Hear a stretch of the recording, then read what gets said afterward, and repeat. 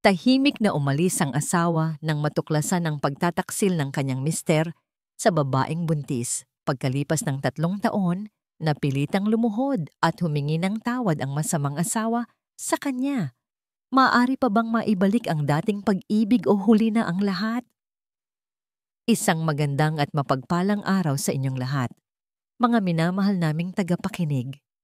Muli, narito ang inyong lingkod, ang inyong kasama sa bawat paglalakbay ng puso, handang magbukas ng isang panibagong aklat ng buhay. Sabi nila, ang tiwala ay parang isang salamin. Kapag ito'y nabasag, maaari mo pang pulutin ang mga piraso, ngunit hinding-hindi mo na maibabalik ang dati nitong anyo. Ngunit paano kung ang mismong taong pinagkalooban mo ng buong tiwala, ang taong inakala mong salamin ng iyong kaluluwa, ang siya palang walang awang babasag nito sa iyong harapan? Halina't pakinggan natin ang kwento ni Elara. Sa isang gabi na babago sa kanyang buhay magpakailanman, ang hangin sa loob ng kanyang condo unit sa Bonifacio Global City ay puno ng pananabik.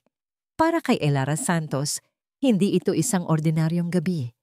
Ito ang kanyang ika-28 kaarawan at higit sa lahat, ito ang gabi na pinakahihintay niya sa loob ng 5 taon. Nakatayo siya sa harap ng salamin, pinagmamasdan ang kanyang refleksyon.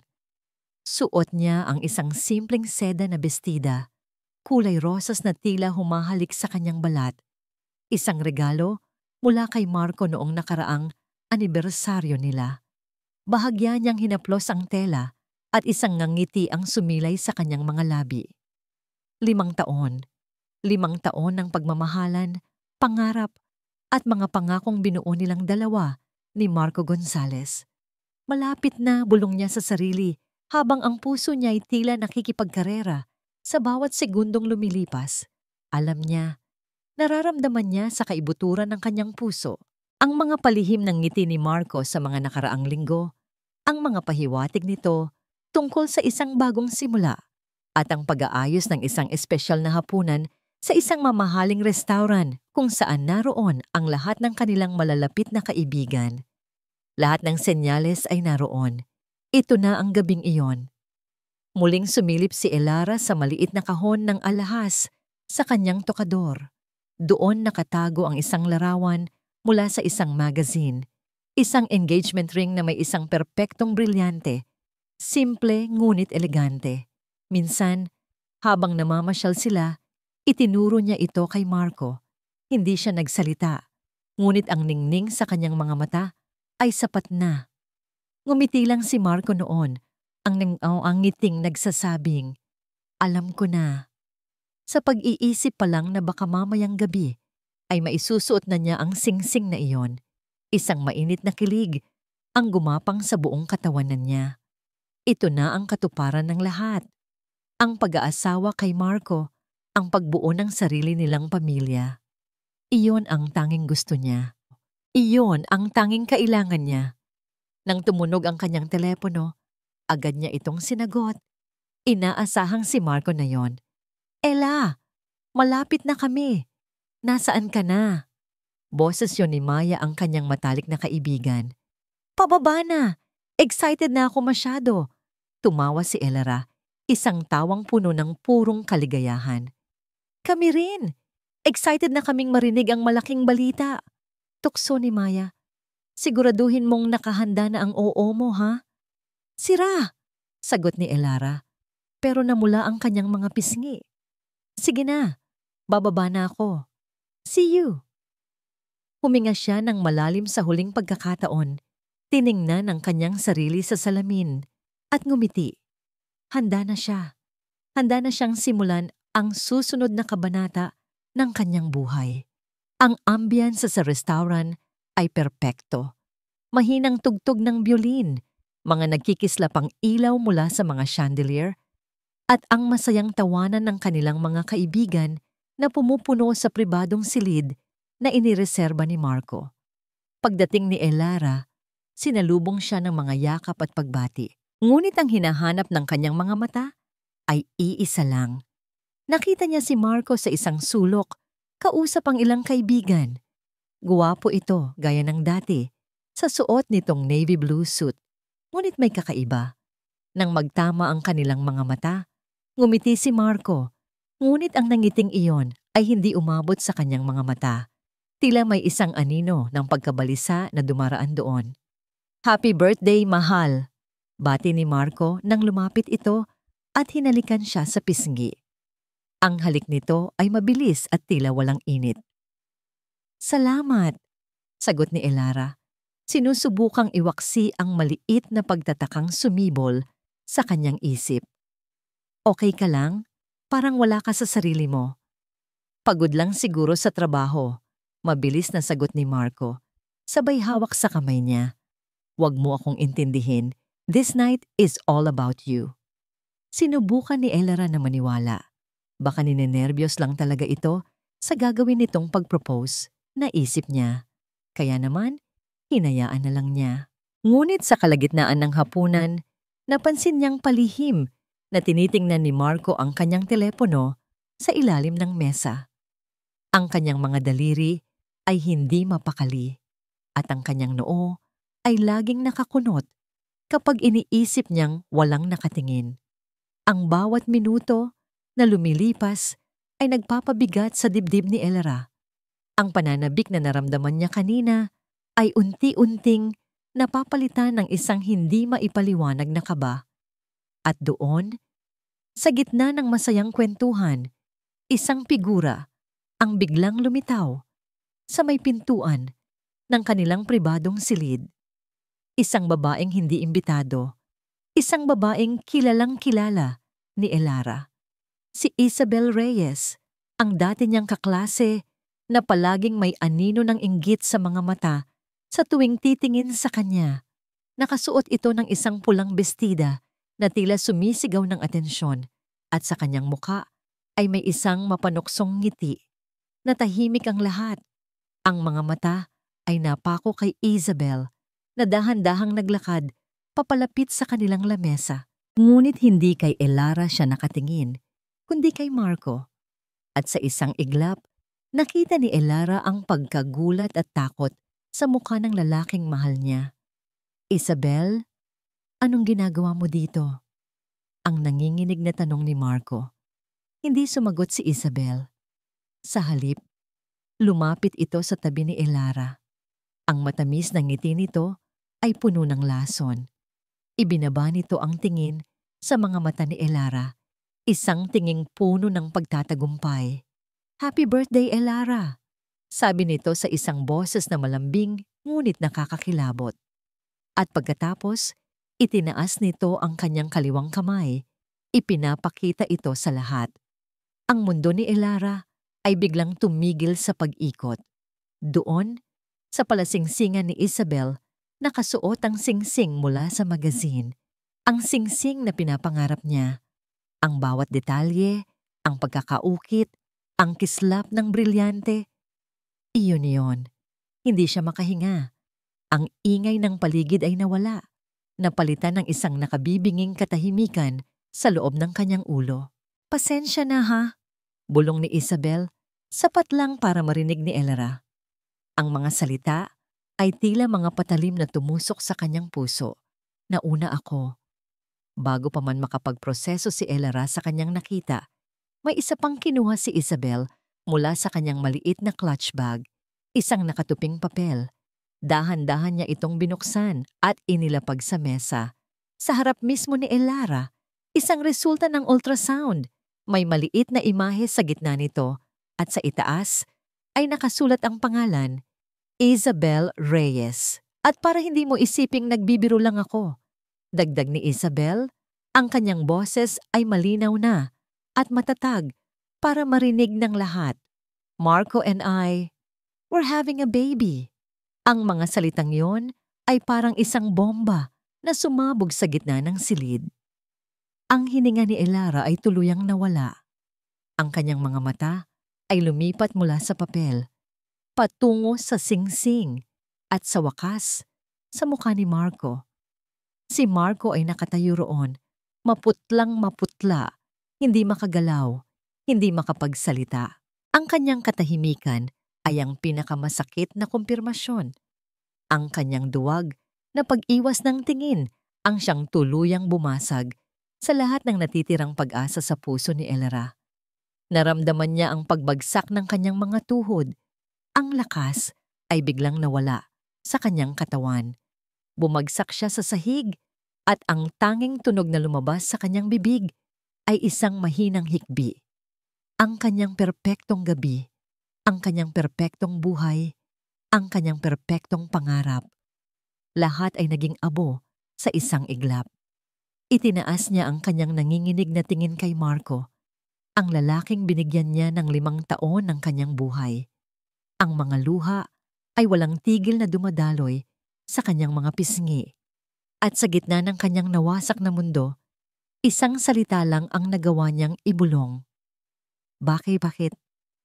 Walang salitang namutawi sa pagitan ni Elera at Maya habang binabagtas nila ang daan pauwi mula sa restaurant. Hindi kailangan. Ang bigat ng katahimikan sa loob ng sasakyan ay sapat na upang ipahayag ang lahat ng sakit, lahat ng pagkawasak. Si Maya ang nagmamaneho, ang mga kamay ay mahigpit na nakahawak sa manibela, habang si Elera ay nakatingin lang sa labas ng bintana. Ang mga ilaw ng syudad ay dumadaan sa kanyang paningin na parang mga naglalabong patak ng luha. Pagdating sa kanyang condo unit, si Maya ang nag-alalay sa kanya papasok na parang isang babasaging figura si Elera na anumang oras ay maaaring madurog. Iniwan siya nito sa sofa, nagtimpla ng mainit na tsaa na alam niyang hindi iinumin ni Elera at niyakap siya ng mahigpit. "Dito lang ako, Ella. Hindi kita iiwan," bulong ni Maya bago umupo sa isang silya sa di kalayuan, nagbibigay ng espasyo ngunit hindi nagpapabaya. Ngunit si Elera ay wala sa kasalukuyan. Ang isip niya ay paulit-ulit na bumabalik sa eksena kanina. Ang ngiti ni Isabel, ang kislap ng singsing sa daliri nito, ang itsura ng takot at pagkakasala sa mukha ni Marco. Ang bawat detalye ay isang punyal na paulit-ulit na isinasaksak sa kanyang dibdib. 1 oras, 2 oras. Ang katahimikan ay binasag lamang ng mahihinang hikbi na kumakawala mula kay Elera. Hanggang sa isang malakas na katok sa pinto ang gumising sa kanilang dalawa sa pagkakatulala. Nagkatinginan sila ni Maya. Alam nila pareho kung sino iyon. "Huwag mong bubuksan," mariing sabi ni Maya, ngunit umiling si Elera. Dahan-dahan siyang tumayo. Ang bawat galaw ay tila isang malaking pagsubok. "Kailangan ko," sabi niya sa isang basag na boses. Kailangan kong marinig mula sa kanya. Pinagbuksan niya ng pinto at doon nakatayo si Marco. Ang kanyang mamahaling suit ay gusot na, ang kanyang buhok ay magulo, at ang kanyang mukha ay puno ng desperasyon. "Ella, please, mag-usap tayo," pakiusap niya. Sinusubukang pumasok. Hinarangan ni Elera ang daan. Ang kanyang mga mata, na kanina'y puno ng luha, ngayon ay malamig na parang yelo. Ang sakit ay naroon pa rin, ngunit nababalutan na ito ng isang bagong damdamin. Galit, isang dalisay, at nag-aapoy na galit. "Mag-usap?" tanong niya. Ang boses ay mahina, ngunit may talim. "Tingin mo meron pa ba tayong dapat pag-usapan, Marco?" "Hayaan mo akong magpaliwanag," sabi niya. Ang boses ay nanginginig. "Hindi ko sinasadya. Nagkamali ako, Ella. Lasing lang kami noon ni Isabel. Isang pagkakamali lang." Isang mapait na tawa ang kumawala sa lalamunan ni Elera. "Isang pagkakamali?" Ang singsing, Marco. Ang singsing na pangarap ko na nasa daliri niya ngayon. Pagkakamali rin ba yon? Ang pagbubuntis niya, pagkakamali rin ba? "Hindi ko alam ang tungkol sa singsing. Kinuha niya lang yon." Depensa ni Marco, isang napakahinang depensa. At ang tungkol sa bata, nabigla rin ako. "Ella, maniwala ka sa akin." Lumapit si Elera, isang hakbang na puno ng panganib. Tinitigan niya si Marco ng diretso sa mga mata, hinahanap ang kahit katiting na katotohanan. "Huling tanong, Marco. At gusto kong sagutin mo ako ng tapat, kahit ngayon lang sa buong buhay mo. Huminga siya ng malalim. Gaano na katagal? Ang katahimikan ni Marco ay mas malakas pa sa anumang pagsabog. Nakita ni Elara ang pag-iwas niya ng tingin, ang pagkagat niya sa kanyang labi. At sa sandaling iyon, alam na niya. 6 na buwan. Halos pabulong na pag-amin ni Marco. 6 na buwan. Habang si Elara ay masayang nagpaplano ng kanilang kinabukasan, habang pinipili niya ang kulay ng kurtina para sa bahay na pangarap nila, habang binibilang niya ang mga araw para sa gabing ito, sa loob ng 6 na buwan, si Marco ay may ibang mundo, may ibang buhay, may ibang babae. Ang huling hibla ng pagpipigil sa puso ni Elara ay naputol. Isang malakas na sampal ang dumapo sa pisngi ni Marco. Ang tunog ay umalingaw-ngaw sa tahimik na pasilyo. 6 na buwan. Ulit ni Elara, ang bawat salita ay puno ng kamandag. At sa 6 na buwan na yon, hinayaan mo akong mangarap. Hinayaan mo akong magmukhang tanga. Umalis ka na. Ella, parang awa mo na. Sinabi kong umalis ka na.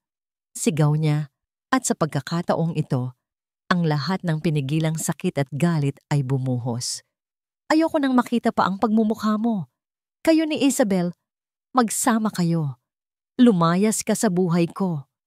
Itinulak niya si Marco palabas at walang awang isinara ang pinto sa mukha nito. Narinig niya ang pagkatok at pagtawag nito sa kanyang pangalan. Ngunit isinandal niya lang ang kanyang likod sa pinto at dahan-dahang napaupo sa sahig, tinatakpan ng kanyang mga tainga. Nang tumigil ang mga katok, doon na siya tuluyang bumigay. Humagulgol siya ng humagulgol, isang iyak na nagmumula sa wasak na kaluluwa. Niyakap siya ni Maya, hinahayaan lang siyang ilabas ang lahat. Nang gabing iyon, umiyak siya hanggang sa wala ng luhang lumabas. Umiyak siya para sa 5 taon na nasayang, para sa mga pangarap na naging abo, at para sa babaeng inakala niyang kilala ang lalaking minamahal niya. Nang mag-umaga, ang pamamaga sa kanyang mga mata ay katumbas ng bigat sa kanyang dibdib. Ngunit wala na ang mga luha. Ang natira na lang ay isang malamig at basag na pakiramdam. Dahan-dahan siyang tumayo at nilibot ng tingin ang kanyang condo unit. Ang bawat sulok ay isang paalala. Ang malaking larawan nilang dalawa na nakasabit sa sala, nakangiti at masaya sa isang beach sa Palawan. Ang coffee mug na may nakasulat na Mr. Gonzales sa tabi ng kanyang future Mrs. Gonzales. Ang mga libro, mga regalo, mga munting alaala. Lahat ay kasinungalingan. Isang biglaang enerhiya ang bumalot sa kanya. Pumasok siya sa kwarto at kumuha ng isang malaking karton na kahon. Isa-isa, walang emosyon, tinanggal niya ang kanilang larawan sa pader. Inilagay niya ito sa kahon kasama ang mga mug, ang mga picture frame sa side table, ang lahat ng bagay na may bahid ng alaala ni Marco. Dinala niya ang kahon sa bodega ng unit at isinara ito. Hindi niya ito tiningnan muli. Pagbalik niya sa sala, pakiramdam niya ay bahagyang gumaan ang hangin. Ngunit ang bigat sa kanyang puso ay naroon pa rin. Napaupo siya sa harap ng kanyang laptop, hindi alam kung ano ang gagawin. Binuksan niya ito at bumungad sa kanya ang kanyang email. At doon, sa gitna ng mga spam at work-related messages, may isang lumang email. Isang email mula pa noong nakaraang taon. Ang subject, Invitation, Advanced Marketing Specialist Training, Vancouver, Canada. Ito ang oportunidad na tinanggihan niya noon. Isang 3 taong training program sa kanilang head office sa Canada. Isang malaking hakbang para sa kanyang career. Pero tinanggihan niya. Bakit? Dahil ayaw niyang iwan si Marco. Dahil sinabi ni Marco na, dito na natin buuin ang pangarap natin. Hindi mo kailangang umalis. Mapait siyang napangiti. Ang ironiya ay halos nakakatawa. Tinitigan niya ang email. Ang link para sa reconsideration appeal ay naroon pa rin. Sabi doon, bukas pa ang posisyon hanggang sa katapusan ng linggo. Isang ideya ang nabuo sa kanyang isip. Isang ideya na parehong nakakatakot at nagbibigay ng pag-asa. Ang pag-alis, ang pagtakas, ang pagsisimula muli. Ang daliri niya ay nag-hover sa ibabaw ng mouse. Nag-alinlangan siya. Kaya niya ba? Ang iwan ang lahat? Pagkatapos, tumingin siya sa salamin sa kanyang harapan. Nakita niya ang isang babaeng may namamagang mata, basag na puso, at nawawalang kaluluwa. Ayaw niyang maging ang babaeng ito. Hindi siya ito. Sa isang iglap ng matinding determinasyon, ibinalik niya ang tingin sa screen. Huminga siya ng malalim at nag-click. Your appeal has been submitted. Please wait for a confirmation within 24 hours. Isang pakiramdam ng kalayaan ang biglang bumuhos sa kanya. Sa unang pagkakataon, sa loob ng halos 24 na oras, nakahinga siya ng maluwag. Kinuha niya ang kanyang telepono at tinawagan si Maya. Maya, aalis ako, sabi niya. Ang boses ay hindi na basag, kundi buo at desidido. Tinatanggap ko ang training sa Canada. Isang sandaling katahimikan ang sumunod. At pagkatapos ay ang boses ng suporta mula sa kanyang kaibigan. Iyon ang pinakamagandang narinig ko buong araw. Susuportahan kita, Ella, anuman ang mangyari. Pagkatapos ng tawag, binuksan niya ang kanyang mga contact. Hinanap niya ang pangalan ni Marco. Tinitigan niya ito sa huling pagkakataon. Pagkatapos ay pinindot ang block this caller. Binuksan niya ang kanyang messaging app at nag-type ng isang maikling mensahe. Walang emosyon, walang paliwanag. Isang simpleng katotohanan. Tapos na tayo. Aalis ako. Sinend niya ito. Sa kabilang bahagi ng lungsod, natanggap ni Marco ang text message. Ang kanyang puso ay biglang kinabahan. Agad siyang tumawag, ngunit isang paulit-ulit na tunog lang ang kanyang narinig. Hindi na ito makatawag. Sinubukan niya ulit at ulit. Ngunit wala. Isang malamig na takot ang gumapang sa kanyang sistema. Doon niya napagtanto. Hindi lang isang relasyon ang winakasan ni Elara. Isinara na nito ang buong kabanata ng kanilang buhay. At siya, sa kanyang karuwagan at kataksilan, ay tuluyan ng naiwan sa labas paghahap. Ang sumunod na 2 linggo ay lumipas na parang isang malabong panaginip para kay Elara.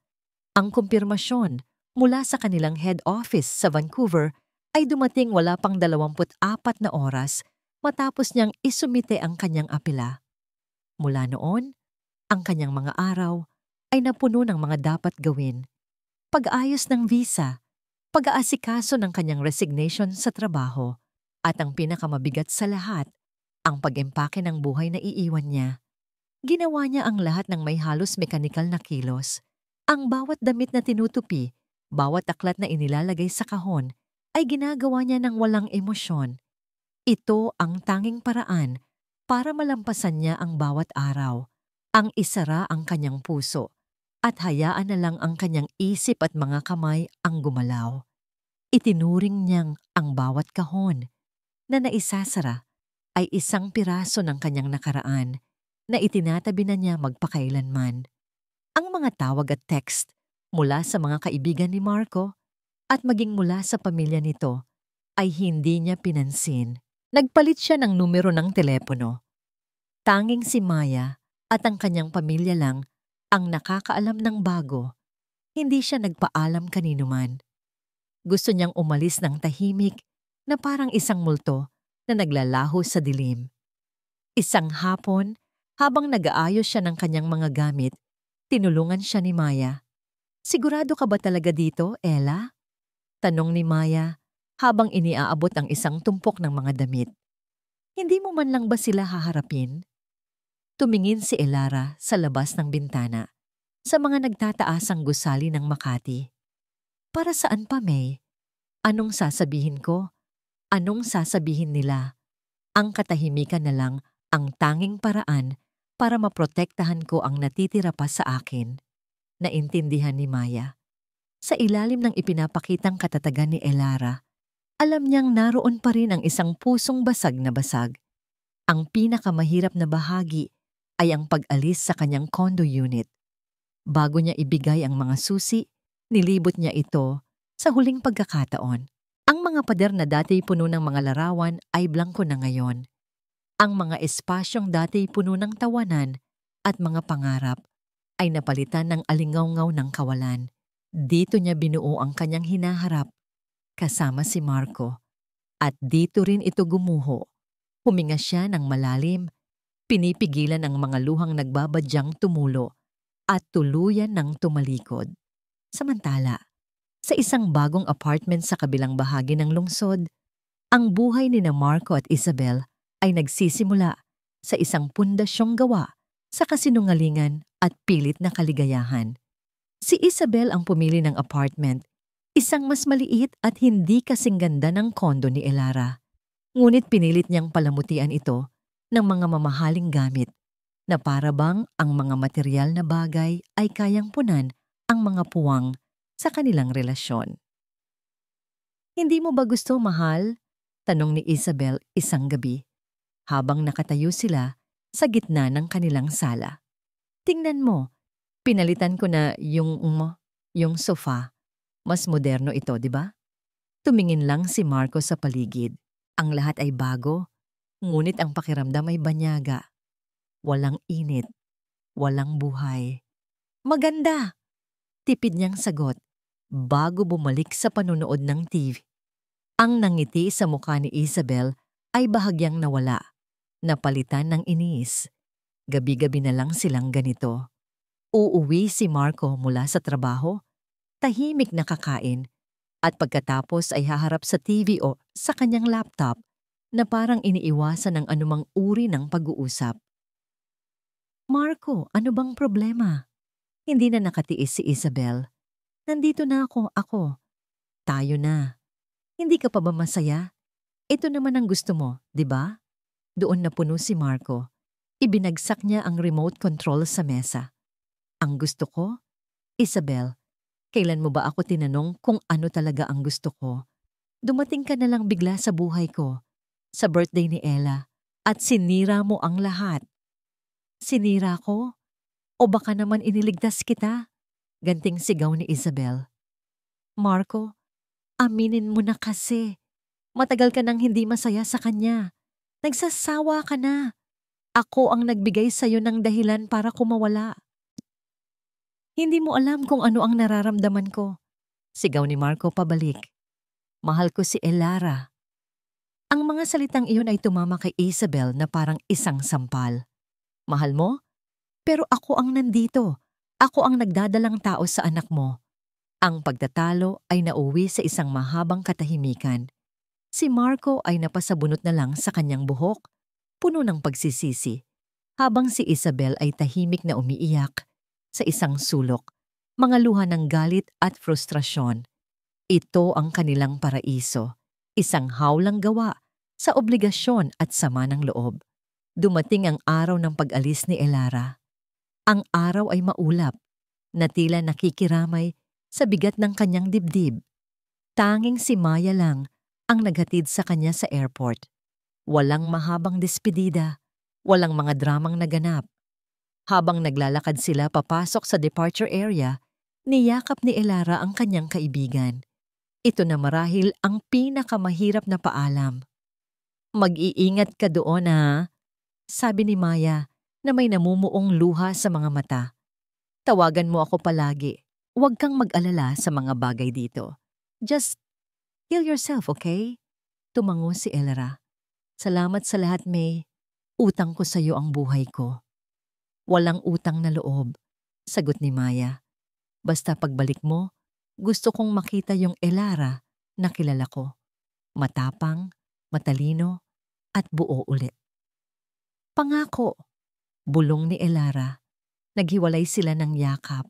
Sa huling pagkakataon, lumingon si Elara kay Maya at ngumiti. Isang maliit, malungkot, ngunit tapat na ng ngiti. Pagkatapos ay tumalikod na siya at naglakad patungo sa immigration, hila-hila ang kanyang maleta na naglalaman ng mga piraso ng kanyang lumang buhay at ang pag-asa para sa isang bago. Nang makaupo na siya sa loob ng eroplano, dumungaw siya sa bintana. Nakita niya ang pamilyar na tanawin ng Manila, ang gusali, kung saan siya nagtrabaho, ang mga kalsadang madalas nilang daanan ni Marco, ang syudad na naging saksi sa kanyang pag-ibig at pagkabigo. Nang magsimulang umandar ang eroplano sa runway, isang luha ang pumatak mula sa kanyang mata. Ngunit hindi ito luha ng purong kalungkutan. Mayroon itong bahid ng kaluwagan, isang pagtanggap. Habang unti-unting umaangat ang eroplano sa himpapawid, palayo sa lupang minsan niyang tinawag na tahanan, pumikit si Elara. Hinayaan niyang dalhin siya ng eroplano palayo, hindi lang sa ibang bansa, kundi palayo sa sakit, palayo sa nakaraan. Bulong niya sa hangin, sa sarili niya lang, isang huling paalam. Paalam, Marco. Paalam sa dati kong ako. Ang eroplano ay tuluyan ng bumaon sa mga ulap, nag-iiwan ng lahat sa ibaba. Ito ang simula. Ang tunay na simula ng kanyang bagong kabanata. Isang taon. Isang taon na ang lumipas mula nang lisanin ni Elara ang Pilipinas. Ang sakit ay hindi naman tuluyang nawala. Ito'y naging isang pilat na lamang, isang permanenteng paalala ng isang digmaang kanyang nilabanan at pinagtagumpayan. Hindi na ito humahapdi sa bawat paggising. Hindi na ito ang unang bumabati sa kanya sa umaga at huling nagpapatulog sa kanya sa gabi. Ang Vancouver ay naging kanyang kanlungan. Ang malamig at malinis na hangin, ang mga nagtataasang puno ng pino, ang payapang tanawin ng mga kabundukan, lahat ay kabaligtaran ng magulo at maalinsangang syudad na kanyang iniwan. Dito, walang mga pamilyar na mukha na nagpapaalala sa kanya ng nakaraan. Walang mga lugar na puno ng mga alaalang nais niyang ang ibaon sa limot. Dito, siya ay si Elara lang. Hindi ang kawawang Elara, hindi ang babaeng niloko. Siya si Elara Santos, ang mahusay na marketing specialist mula sa Pilipinas na unti-unting gumagawa ng pangalan para sa kanyang sarili. Ang kanyang naging takbuhan ay ang trabaho. Ibuhos niya dito ang lahat ng kanyang oras, lahat ng kanyang talino, lahat ng kanyang pagnanais na patunayan ang isang bagay, hindi sa ibang tao, kundi sa kanyang sarili. Ang kanyang mga ideya ay naging mas matapang. Ang kanyang mga presentasyon ay naging mas kahanga-hanga. Ang dating Elara na laging naghihintay ng apruba ni Marco ay napalitan ng isang babaeng may tiwala sa sariling kakayahan. Sa mga araw na wala siyang pasok, pinilit niyang tuklasin ang syudad ng mag-isa.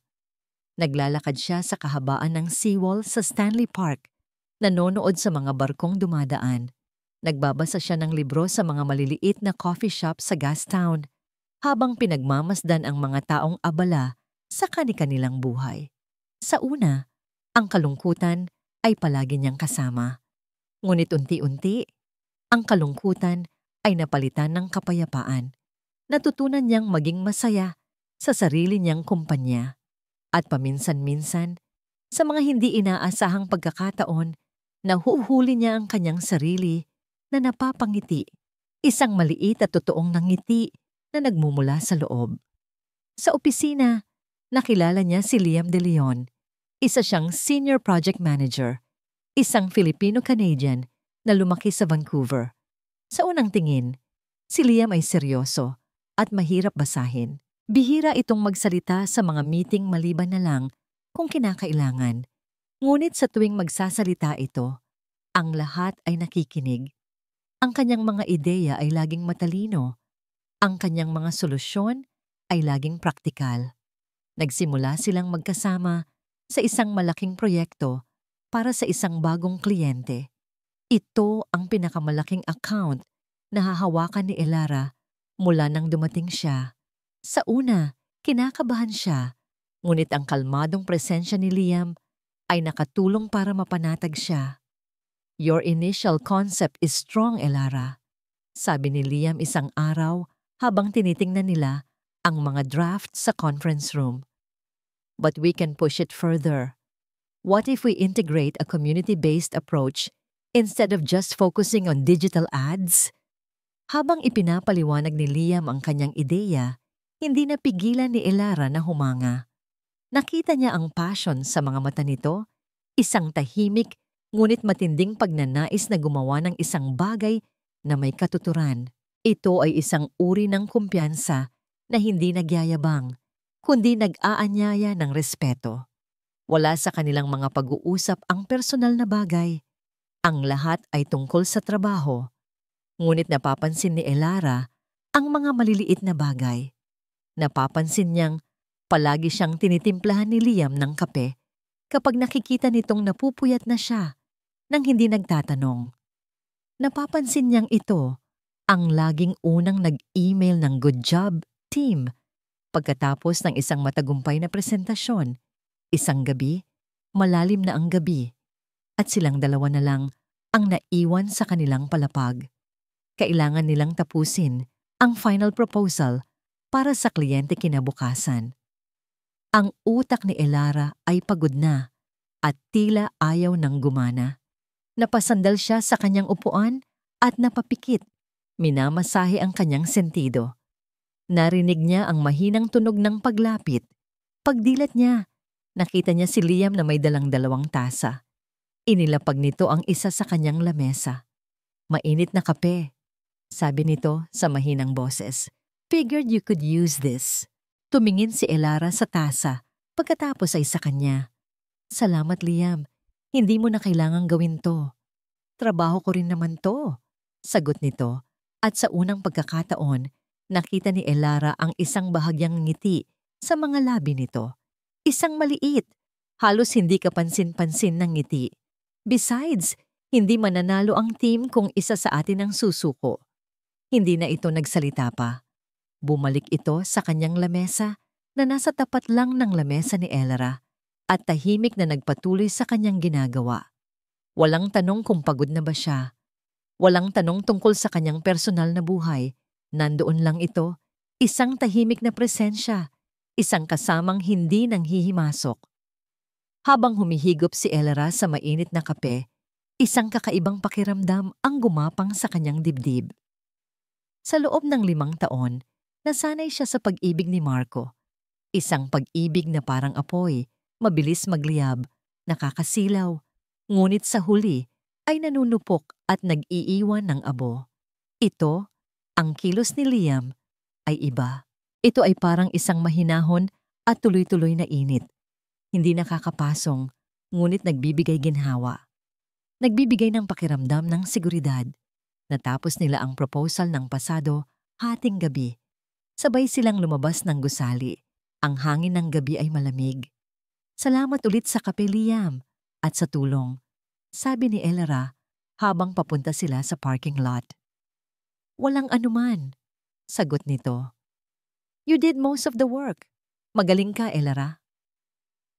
Ang simpleng papuri na yon ay tumagos sa puso ni Elara. Galing kay Liam na hindi pala salita. Ang mga salita ay may bigat, may katapatan. Nang makarating sila sa tapat ng kotse ni Elara, huminto si Liam. Nag-alinlangan ito sandali, na tila may gustong sabihin. May gagawin ka ba sa Sabado?" Tanong nito, medyo nag-aalangan. Nagulat si Elara. Ito ang unang pagkakataong tinanong siya nito ng isang bagay na hindi konektado sa trabaho. "Wala naman, siguro. Maglalaba, mamamalengke, mga ganoong bagay. Bakit?" Huminga ng malalim si Liam. "Naisip ko lang kung gusto mong sumubok ng isang napakasarap na Vietnamese pho. May alam akong lugar sa may Kingsway." Tumingin ito sa kanya ng diretsyo at ang tingin nito ay seryoso ngunit magalang. Hindi bilang magkatrabaho, bilang 2 Pilipinong malayo sa kanilang bayan na parehong mahilig sa mainit na sabaw. Ang alok ay simple at walang mali siya. Ngunit para kay Elara, ito'y isang malaking hakbang, isang pinto na matagal na niyang isinara. Tinitigan niya si Liam, ang kalmado nitong mukha, ang tapat nitong mga mata. Walang pilit, walang agenda, at sa kanyang sariling pagkagulat, naramdaman niyang muli ang pagsilay ng isang ngiti sa kanyang mga labi. Isang tunay at hindi pilit na nangiti. "Sige," sagot niya. At ang salitang iyon ay parang isang ibon na pinalaya mula sa hawla. Gusto ko yan. Habang si Elara ay tahimik na binubuo ang kanyang sarili, sa kabilang panig ng mundo, ang paraiso naman ni Marco Gonzales sa Pilipinas ay unti-unting nagpapakita ng mga lamat. Sa simula, sinubukan niyang kumbinsihin ang kanyang sarili na tama ang kanyang naging desisyon o mas tamang sabihing ang desisyong ipinilit sa kanya. Sinubukan niyang maging masaya. Si Isabel, sa kabila ng lahat, ay ginawa ang lahat para maging perpekto ang kanilang pagsasama. Ngunit ang kanyang lahat ay nakasentro sa mga bagay na mababaw. Ang kanilang apartment ay laging puno ng mga bagong gamit. Ang kanilang mga social media account ay laging may mga larawan ng kanilang masayang relasyon. At ang bawat kilos niya ay tila isang palabas para sa publiko. Isang patunay na hindi siya nagkamali sa pagpili kay Marco. Ngunit kapag ang mga pinto ay nagsara at ang mga kamera ay nawala, ang katotohanan ay lumalabas. Marco, nakita mo ba yung bagong labas na bag ni Chanel? Tanong ni Isabel isang gabi habang naghahapunan sila. Ang kanilang pagkain ay in-order lang online, gaya ng dati. Bihira na silang magluto. Bagay na bagay sa akin. Perfect para sa baby shower ni Trisha sa susunod na linggo. Tumingin si Marco mula sa kanyang plato. Bel, kakabili mo lang ng bag noong nakaraang buwan at hindi biro ang presyo niyan. Nawala ang ngiti ni Isabel. So, anong gusto mong palabasin? Na magastos ako? Marco, kailangan kong maging presentable.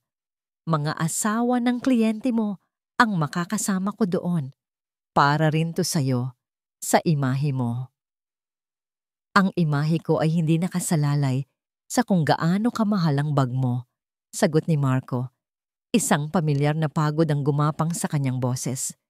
Mayroon tayong mas importanteng gastusin. Malapit ka ng manganak. Kailangan nating mag-ipon para sa bata. Ang bata, palagi na lang ang bata. Tumaas ang boses ni Isabel. Marco, kaya nga ako nagpapakahirap maging maganda at presentable para isipin ng mga tao na masaya tayo, na maayos ang lahat. Hindi mo ba naiintindihan yon? Hindi na sumagot si Marco. Ito ang kanilang paulit-ulit na argumento. Ang pera ay nagiging isang malaking issue. Ang kanyang posisyon sa kumpanya ay hindi na kasing tatag ng dati. Mula nang umalis si Elara, na dati isa sa kanilang pinakamahuhusay na strategist, ang kanilang team ay nahihirapang makakuha ng malalaking kliyente. Ang pressure ay ramdam na ramdam ni Marco at ang walang katapusang paggasta ni Isabel ay lalo lang nagpapabigat dito. Ang anino ni Elara ay palaging naroon kahit hindi nila binabanggit ang pangalan nito. Isang gabi, habang nanonood sila ng isang lumang pelikula, isang pelikulang minsan na nilang pinanood ni Elara, nadulas ang dila ni Marco. Naaalala ko, tawang-tawa si Ella sa eksenang yan, sabi niya nang hindi nag-iisip. Agad siyang napahinto nang makita ang matalim na tingin ni Isabel. Talaga? Sarkastikong tanong nito. Bakit Marco? Hanggang ngayon ba? Siya pa rin ang naiisip mo. Kahit ako na ang kasama mo, kahit dinadala ko na ang anak mo sa sinapupunan ko. Belle, hindi yun ang ibig kong sabihin. Huwag ka nang magpaliwanag. Sigaw ni Isabel, sabay tayo at walk out papunta sa kanilang silid. Kung gusto mo, balikan mo siya. Tingnan natin kung tatanggapin ka pa niya.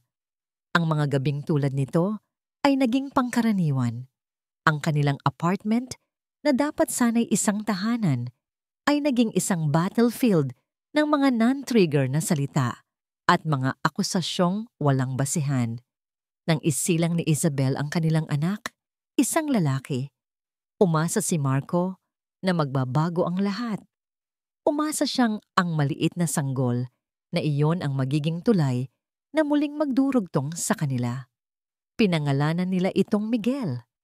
Ngunit ang pagdating ni Miguel ay lalo lang nagpalala sa mga lamat. Ang mga gabing walang tulog, Ang walang tigil na pag-iyak ng sanggol at ang postpartum depression ni Isabel ay naging isang nakakabaliw na kombinasyon.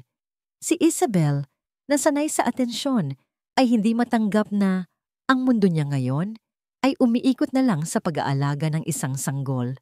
Isang gabi, umuwi si Marco na pagod mula sa trabaho. Sinalubong siya ng malakas na iyak ni Miguel at isang Isabel na mukhang hindi pa naliligo o nagsusuklay. "Hindi ko na kaya, Marco," bungad nito sa kanya. "Kanina pa yak ng yak yan. Ayaw tumigil. Baka nababaliw na ako." Kinuha ni Marco si Miguel mula sa kuna at sinubukang patahanin. "Naggatas na ba siya? Nagpalit ka na ba ng diaper?" "Oo naman. Ginawa ko na ang lahat," pasigaw na sagot ni Isabel. "Bakit hindi mo subukan? Tutal, ikaw naman ang ama. Ang dali-dali para sa'yo na umalis buong araw at iwan sa akin ang lahat ng ito." Ang mga salitang yon ay tumama kay Marco. Siya, na nagpapakapagod sa trabaho para suportahan sila, ay tila laging kulang, laging mali.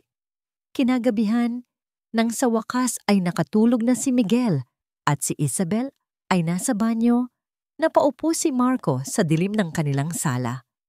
Ang tanging liwanag ay mula sa screen ng kanyang telepono. Sa isang sandali ng kahinaan, binuksan niya ang isang folder na matagal na niyang itinatago sa isang cloud storage. Isang folder na pinangalanan niyang Noon. Doon, nakatago ang mga larawan nila ni Elara. Ang kanilang unang date, ang kanilang unang biyahe sa La Union, ang Pasko kasama ang kanyang pamilya. Sa bawat larawan nakita niya ang ngiti ni Elara. Isang ngiti na totoo, walang halong pagkukunwari. Nakita niya ang kislap sa mga mata nito, isang kislap ng purong pagmamahal at tiwala. Mga bagay na hindi na niya nakikita ngayon. Isang larawan ang kanyang tinitigan. Kuha ito sa kanilang huling anibersaryo. Nakayakap siya mula sa likod ni Elara at pareho silang nakatingin sa kamera. Ang kanilang mga mukha ay puno ng mga pangarap. Isang luha ang pumatak mula sa mata ni Marco at tumama sa screen ng telepono. Ang pagsisisi ay isang halimaw na dahan-dahang kumakain sa kanya mula sa loob. Biglang bumukas ang pinto ng banyo. Nakita siya ni Isabel. "Ano yan?" Matigas na tanong nito. "Yes na." Lumapit ito at inagaw ang telepono mula sa kanyang kamay. Ang mukha nito ay nag-iba nang makita ang larawan sa screen. Ang sakit at galit ay nagsanib sa mga mata nito. Hanggang ngayon, bulong nito, nanginginig sa galit. "Hanggang ngayon, Marco, kahit may anak na tayo, siya pa rin." "Bel, ibalik mo iyan." Hindi na naituloy ni Marco ang kanyang sasabihin.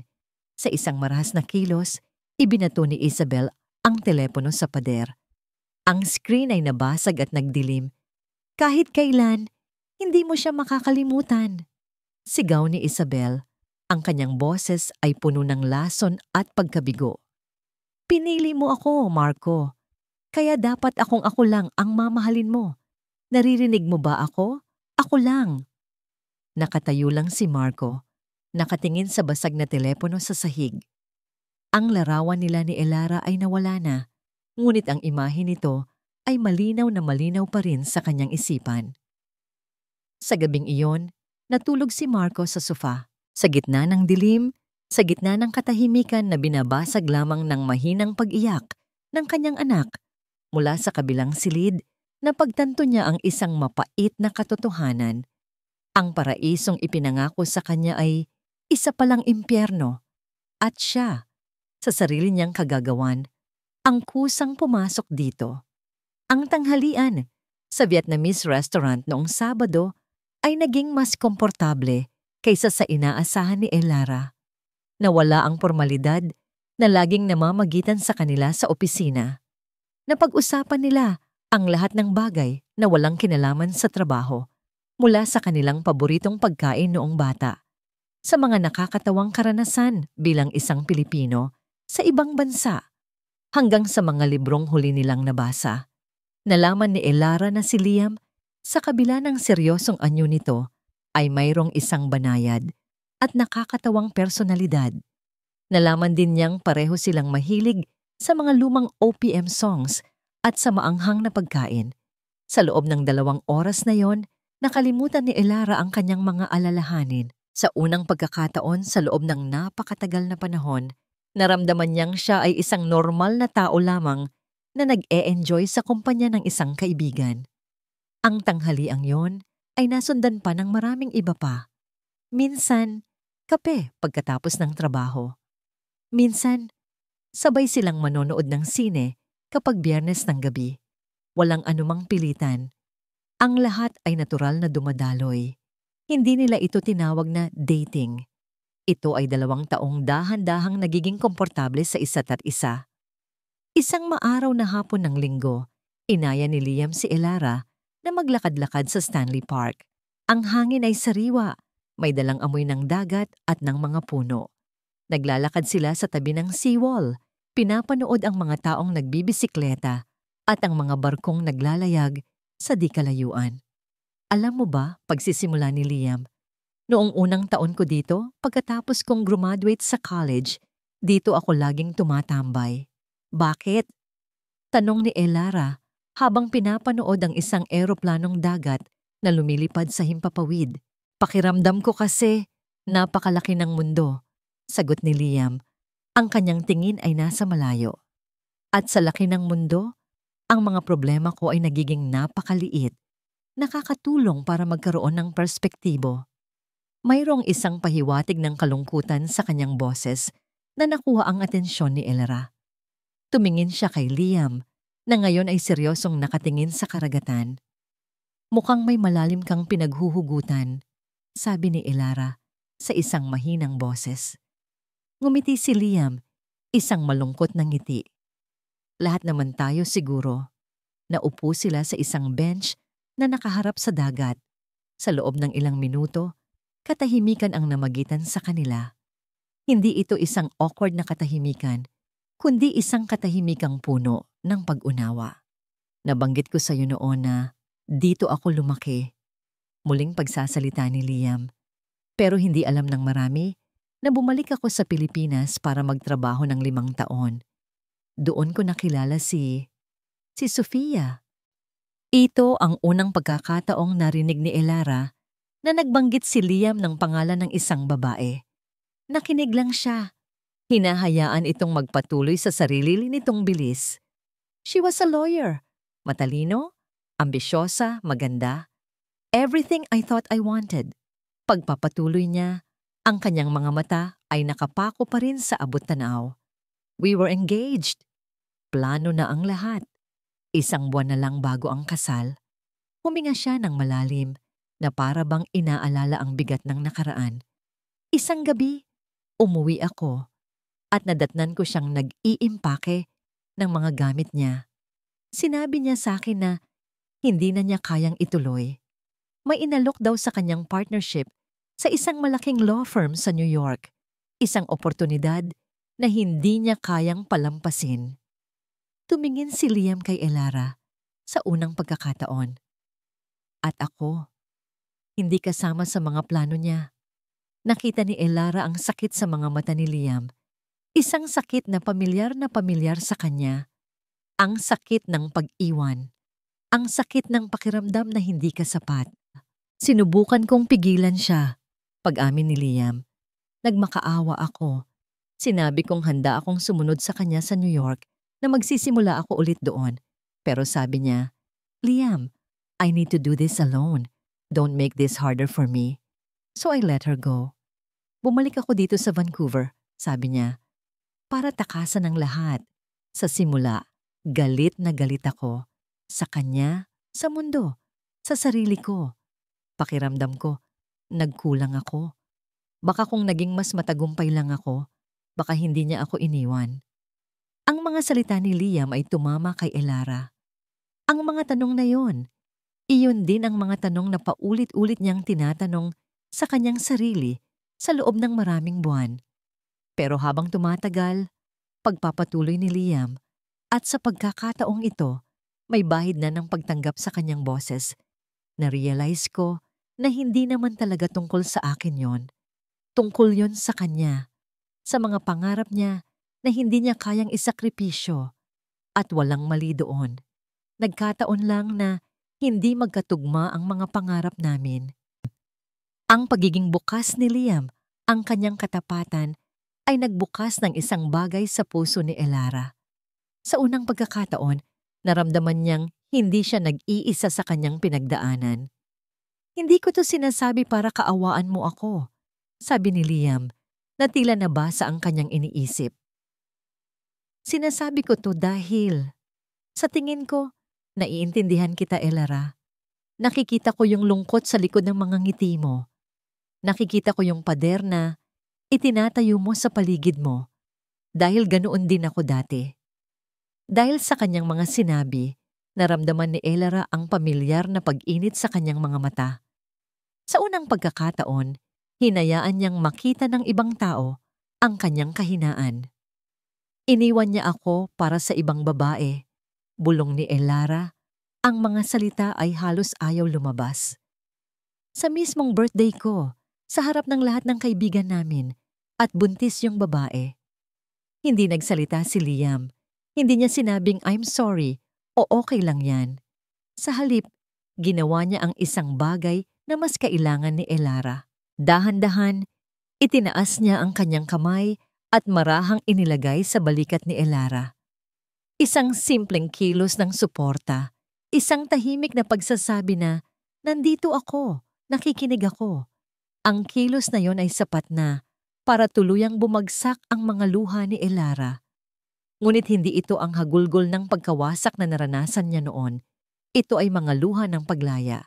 Nang tumahan siya, hindi siya umiwas ng tingin.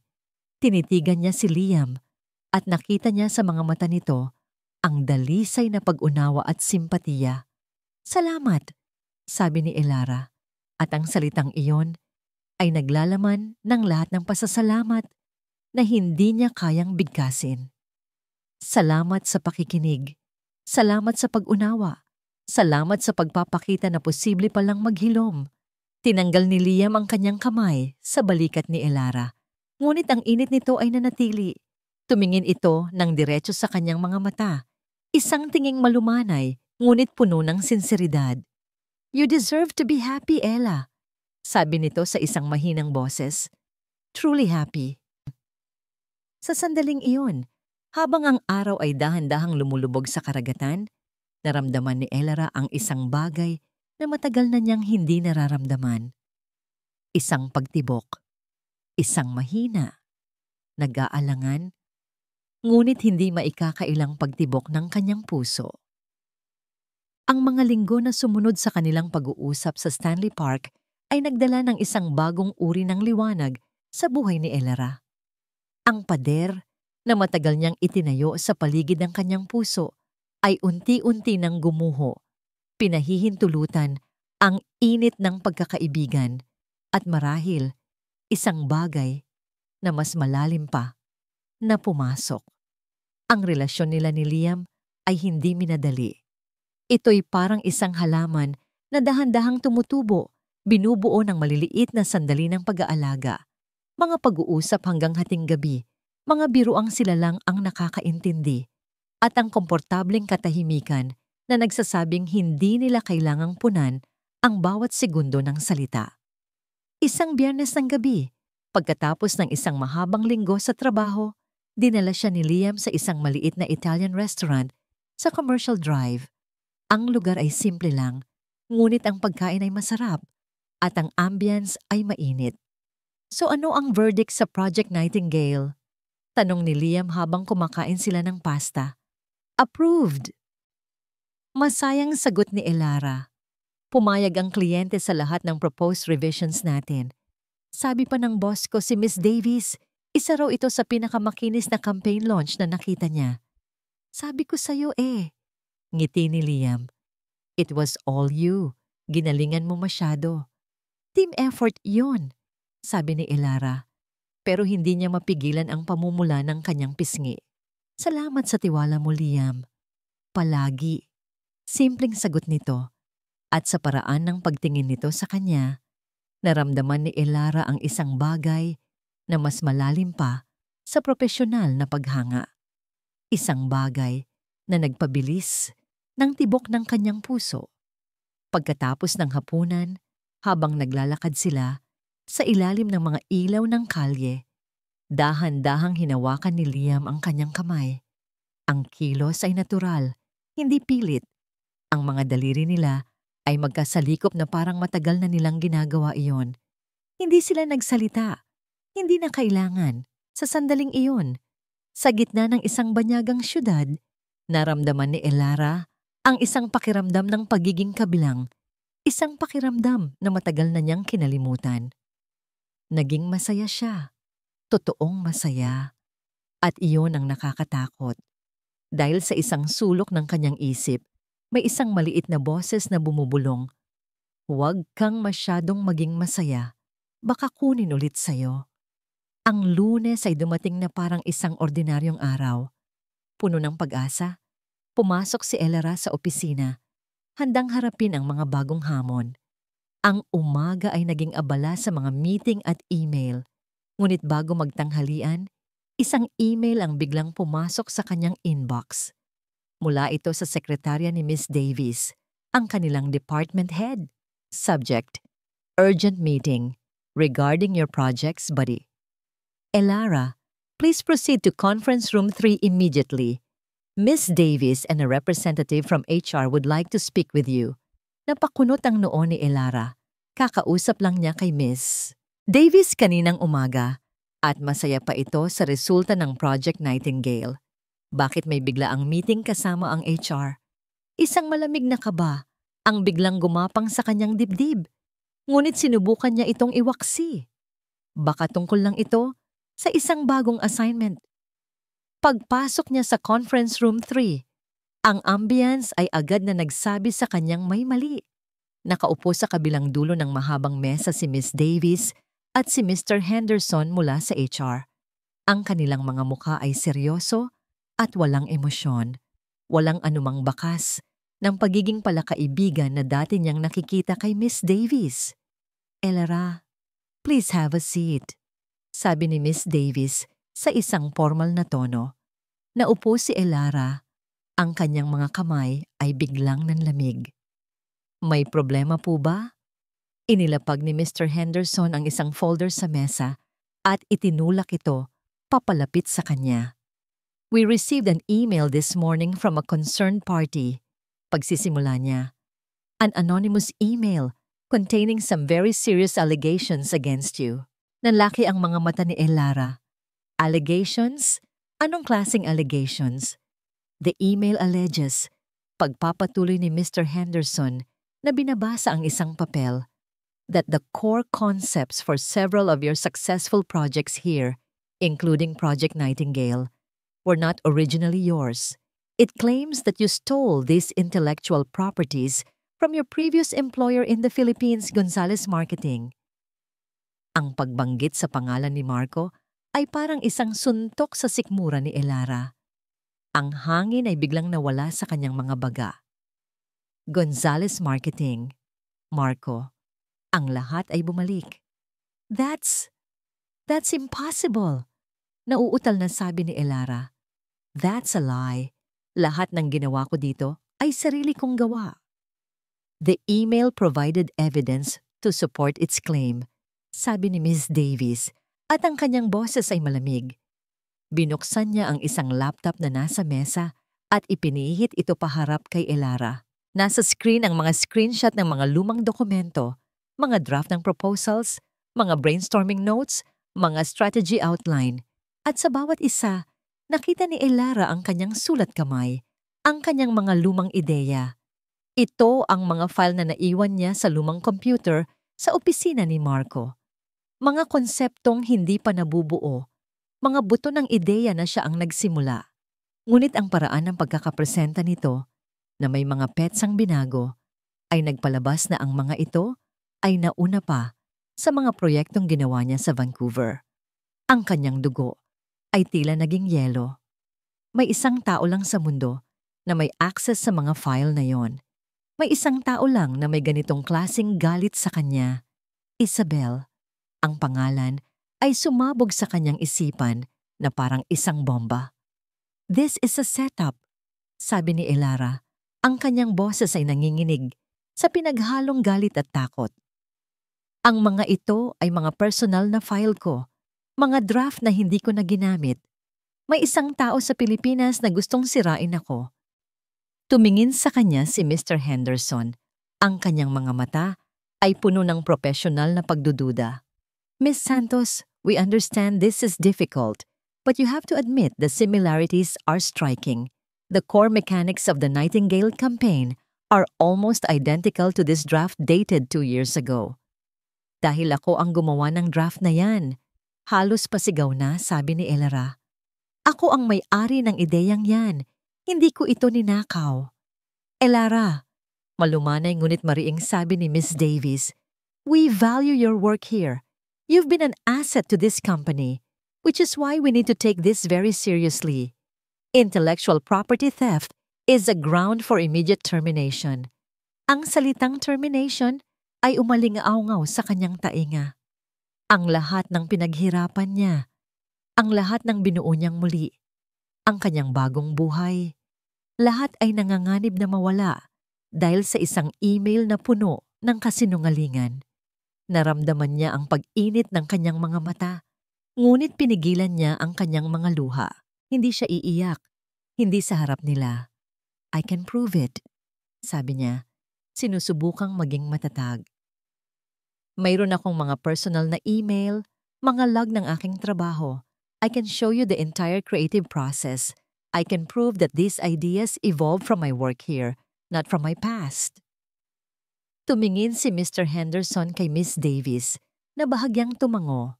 "Very well," sabi ni Mr. Henderson. "We will conduct a full internal investigation. We will look into everything."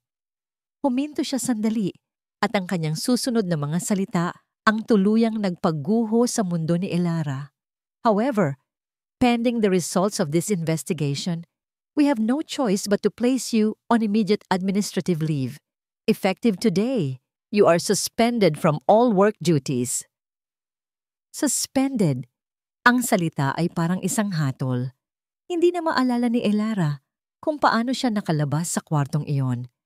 Ang kanyang paglalakad, pabalik sa kanyang lamesa, ay tila 1 milya ang haba. Ang mga palihim na tingin mula sa kanyang mga katrabaho ay parang mga karayom na tumutusok sa kanyang balat. Ang kanyang mundo, na kanina lang ay puno ng kulay at pag-asa, ay biglang naging itim at puti. Nang makarating siya sa kanyang desk, nakatayo roon si Liam, naghihintay. Ang mukha ay puno ng pag-aalala. Nakita siguro siya nitong pumasok sa conference room. "Ella, anong nangyari?" tanong nito. Tumingin si Elara sa kanya. Ang kanyang mga mata ay blangko. Ang kanyang labi ay nanginginig. Gusto niyang magsalita. Gusto niyang sumigaw. Gusto niyang sabihin na ang nakaraan ay bumalik para sirain siyang muli. Ngunit walang salitang lumabas. Ang buhay na buong hirap niyang binuo muli sa Vancouver ay nasa bingit ng pagguho. Ang biyahe pa uwi mula sa opisina ay isang malaking blangko sa isipan ni Elara. Hindi niya matandaan kung paano siya nagmaneho, kung paano siya nakarating sa kanyang apartment building. Ang tanging alam niya ay ang bigat sa kanyang dibdib, isang bigat na pamilyar, ang bigat ng pagkakanulo, ang bigat ng kawalan ng katarungan. Pagpasok niya sa kanyang apartment, ibinagsak niya ang kanyang bag sa sahig at sumandal sa nakasarang pinto. Doon, sa katahimikan ng kanyang munting espasyo, tuluyan nang bumigay ang kanyang ipinapakitang katatagan. Napaupo siya sa sahig, niyakap ang kanyang mga tuhod at humagulgol. Ito na naman, ang pakiramdam na parang hinuhubaran ka sa harap ng maraming tao, iniiwang nakalantad at walang kalaban-laban. Ang pinagkaiba lang, noon, puso niya ang winasak. Ngayon, ang kanyang pagkatao, ang kanyang integridad, ang kanyang pangalan na pinaghirapan niyang buuin, lahat ay dinudungisan. Bakit hindi siya tigilan ng nakaraan? Bakit kahit libu-libong milya na ang layo niya, hinahabol pa rin siya ng mga anino ni na Marco at Isabel? Isang nakakabaliw na ideya ang pumasok sa kanyang isip. Ang sumuko. Ang tumawag kay Maya at sabihing uuwi na siya. Ang iwanan ng lahat ng ito. Ang sakit, ang laban, ang pangarap. Baka hindi talaga para sa kanya ang Vancouver. Baka hindi talaga para sa kanya ang sumaya. Habang nalulunod siya sa kanyang sariling kadiliman, isang mahinang katok sa pinto ang kanyang narinig. Noong una, hindi niya ito pinansin. Ngunit ang katok ay nagpatuloy. Hindi malakas, ngunit matiyaga. Alam niyang hindi iyon si Maya dahil hindi pa niya nasasabi sa kahit kanino ang nangyari. Nanginginig siyang tumayo at dahan-dahang binuksan ang pinto. Nakatayo sa labas si Liam. May daladalang 2 paper bag ng pagkain. Ang kanyang muka ay puno ng hindi maipintang pag-aalala. "Hindi ka sumasagot sa tawag ko," sabi nito sa isang mahinang boses. Nag-alala ako. Tinitigan lang siya ni Elara. Walang salitang lumabas sa kanyang bibig. Nakita ni Liam ang pamumugto ng kanyang mga mata, ang pagkabasag sa kanyang mukha. Hindi na ito nagtanong pa. Dahan-dahan itong pumasok, isinara ang pinto, at inilapag ang pagkain sa maliit na mesa. "Hindi ko alam kung ano ang gusto mo, kaya bumili na lang ako ng pho at ng paborito mong spring rolls," sabi nito. Sinusubukang maging normal. Sinusubukang pagaanin ang mabigat na hangin sa pagitan nila. Ngunit hindi kumilos si Elara. Nakatayo lang siya sa may pinto. "Dapat hindi ka na nag-abala," sabi niya. Ang boses ay halos walang buhay. "Liam, umuwi ka na. Gusto kong mapag-isa." "Hindi," simpleng sagot ni Liam. Hindi ito galit. Hindi ito namimilit. Ito ay isang pahayag ng isang katotohanang hindi mababago. "Hindi kita iiwan." Ang simpleng pangungusap na yon ang tuluyang nagpabagsak sa huling pader na sinusubukan pang itayo ni Elara. Muli siyang napaiyak, ngunit sa pagkakataong ito, hindi dahil sa galit, kundi dahil sa pagkalito at pasasalamat. Nilapitan siya ni Liam. Hindi siya nito niyakap. Tumayo lang ito sa kanyang harapan, naghihintay. At nang tumingala si Elara, nakita niya sa mga mata nito ang isang bagay na higit pa sa awa. Nakita niya ang tiwala. "I believe you," bulong ni Liam. At ang 3 salitang iyon ay mas makapangyarihan kaysa sa anumang yakap o salita ng konsolasyon. Kung ano man ang ibinibintang nila sa'yo, alam kong hindi totoo. Sumandal si Elara sa dibdib ni Liam at doon umiyak ng umiyak. Naramdaman niya ang marahang paghaplos nito sa kanyang buhok. Isang tahimik na presensya na nagsasabing hindi siya nag-iisa sa laban na ito. Nang tumahan siya, inalalayan siya nito papunta sa sofa. Inabutan siya ng isang basong tubig. Hindi sila kumain. Naupo lang sila doon sa katahimikan habang dahan-dahang lumulubog ang araw sa labas ng kanyang bintana. "Paano nila nagawa sa akin to?" tanong ni Elara sa kawalan. "Alam kong si Isabel ang may gawa nito. Galit siya sa akin. Gusto niya akong sirain. Galit siya, hindi dahil sa'yo, kundi dahil sa sarili niya," sagot ni Liam. "Ang mga taong tulad niya ay kumukuha ng lakas mula sa pagsira sa iba. Dahil sa loob-loob nila, sila mismo ang sira." "Pero paano ko to lalabanan?" tanong ni Elara. Ang kanyang boses ay puno ng kawalan ng pag-asa. "May ebidensya sila, Liam. Paano ko papatunayan na ang isang bagay na nasa isip ko na galing sa utak ko ay akin talaga?" Tumingin si Liam sa kanya at sa pagkakataong ito, ang kalungkutan sa mukha nito ay napalitan ng determinasyon. "Hindi ka nag-iisa, Ella. Tayo ang lalaban dito." Kinuha nito ang kanyang laptop. "Okay, let's work." Ang email ay galing sa Pilipinas. Anonymous, pero ang mga dokumento galing sa computer ni Marco. "Kailangan nating patunayan na ang mga ideya mo ay nabuo at nag-evolve dito sa Vancouver bago pa man lumabas ang mga ebidensya nila. Every email you sent, every draft you saved, every chat message with the team, lahat yan, ebidensya rin. Ang sinabi ni Liam ay parang isang kislap ng liwanag sa madilim na silid. Biglang nagkaroon ng direksyon ng kanyang isip. Hindi na siya ang biktima, siya ang taong lalaban para sa kanyang katotohanan. Kinagabihan, ang kanilang apartment ay naging isang war room. Inilabas nila ang lahat ng dokumento, binalikan ang lahat ng email, binasa ang lahat ng chat logs. Si Liam ay naging isang strategist. Tinutulungan siyang ayusin ang isang timeline, isang kronolohikal na ebidensya ng kanyang proseso ng paglikha. Nakita nila ang isang email kung saan unang ipinitch ni Elera ang buto ng ideya para sa Project Nightingale sa isang kasamahan. Ilang linggo pa lang, pagdating niya sa Canada. Isang petsang mas una pa kaysa sa draft na ipinadala ni Isabel. Nakita nila ang mga sunod-sunod na bersyon ng kanyang proposal. Bawat isa ay may timestamp na nagpapakita kung paano unti-unting nabuo ang konsepto. Ito na, sabi ni Liam. Itinuturo ang screen. This is our smoking gun. Habang naghahanap sila, paminsan-minsan ay napapatingin si Elera kay Liam. Nakita niya ang tindi ng kanyang konsentrasyon, ang talas ng kanyang pag-iisip. Hindi niya ito ginagawa dahil naaawa ito sa kanya. Ginagawa niya ito dahil naniniwala ito sa kanya.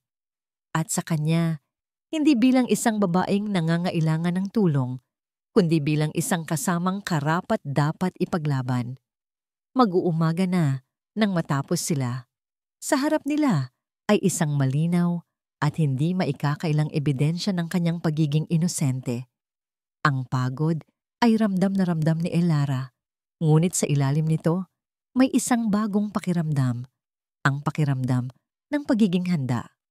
Salamat, Liam, sabi niya, at sa pagkakataong ito, ang kanyang pasasalamat ay may bigat na hindi masukat. Hindi ko alam kung anong gagawin ko kung wala ka. Tumingin si Liam sa kanya, ang kanyang mga mata ay malumanay sa liwanag ng papalubog na buwan.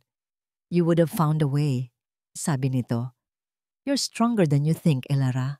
Sa sandaling iyon, alam ni Elera na kahit anong mangyari sa investigasyon, kahit anong sabihin ng kumpanya, panalo na siya. Dahil sa gitna ng pagsubok na ito, natagpuan niya ang isang bagay na mas mahalaga kaysa sa trabaho o reputasyon. Natagpuan niya ang isang taong nakakakita sa tunay niyang pagkatao at piniling manatili sa tabi niya. Kinaumagahan, nagpadala si Elera ng isang email kay Miss Davis at Mr. Henderson. Subject: Request for an immediate meeting. Presentation of evidence body. I am ready to present my case. Pagka-send niya ng email, huminga siya ng malalim. Handa na siya.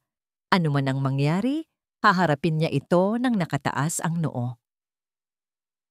Ang conference room ay pareho pa rin, malamig, formal, at nakakakaba. Ngunit sa pagkakataong ito, ang Elera na pumasok ay iba na. Wala na ang takot at pagkalito sa kanyang mga mata. Napalitan ito ng isang kalmado at matatag na determinasyon. Sa kanyang tabi, bilang moral support na pinayagan ng HR ay si Liam. Hindi siya nagsasalita, ngunit ang kanyang presensya ay sapat na para bigyan si Elera ng lakas. Sa harap nila, nakaupo ulit si Miss Davis at si Mr. Henderson. Ngunit ngayon, kasama na nila ang dalawa pang executive mula sa legal department. Ang bigat sa silid ay mas ramdam kaysa dati. Thank you for coming, Miss Santos.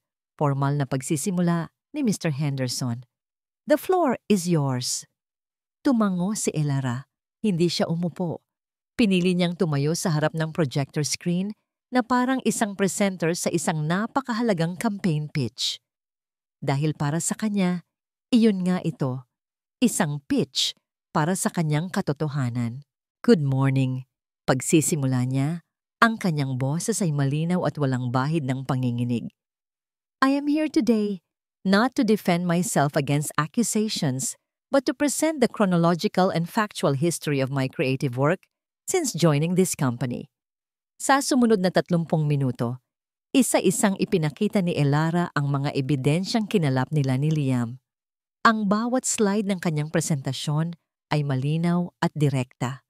Ipinakita niya ang email kung saan unang nabanggit ang konsepto ng Nightingale noong halos 2 taon na ang nakalipas. Ipinakita niya ang sunod-sunod na version history ng kanyang mga dokumento, kumpleto sa mga timestamp na hindi maaaring manipulahin. Ipinakita niya ang mga chat conversation sa kanyang mga kasamahan kung saan sila nag-brainstorm at nag-develop ng mga ideya. As you can see from this timeline, paliwanag niya, the concept for Project Nightingale was born and nurtured here, within the walls of this company. The documents sent via the anonymous email were indeed my old, undeveloped drafts from my previous work. They were seeds of ideas, nothing more. Seeds that I brought here, and with the help of my team, were cultivated into something entirely new and successful. Tumingin siya ng diretso sa mga mata ni Miss Davies. I have never denied that my past experiences have shaped my skills, but my work, my ethics, and my loyalty belong to this company. The accusation of theft is not only baseless, it is a malicious attempt to sabotage my career, orchestrated by individuals from a past I have long left behind. Nang matapos siya, isang makahulugang katahimikan ang bumalot sa silid. Ang mga executive ay nagtinginan sa isa't isa. Malinaw na ang mga ebidensyang ipinakita ni Elara ay hindi maikakaila. Ang kwento na binuo ng kanyang timeline ay mas matibay kaysa sa mga isolated na dokumentong ipinadala ng isang anonymous na source. Si Miss Davis ang unang nagsalita. Tumingin ito kay Elara at sa pagkakataong ito, nawala na ang lamig sa kanyang mga mata. Napalitan ito ng isang bagay na kahawig ng respeto. Elara, sabi nito, on behalf of the company, I apologize. We had to take the accusation seriously, but your presentation has made it unequivocally clear that the claims are without merit. The investigation is officially closed. Isang malaking bigat ang tila na bunot mula sa dibdib ni Elara. Napahinga siya ng maluwag, isang hiningang matagal na niyang pinipigilan. Your suspension is lifted, effective immediately. Dagdag ni Mr. Henderson. We will be sending out a memo to clear your name of any unfounded rumors. Thank you. Simpleng sagot ni Elara. Isang ngiti ng tagumpay ang sumilay sa kanyang mga labi.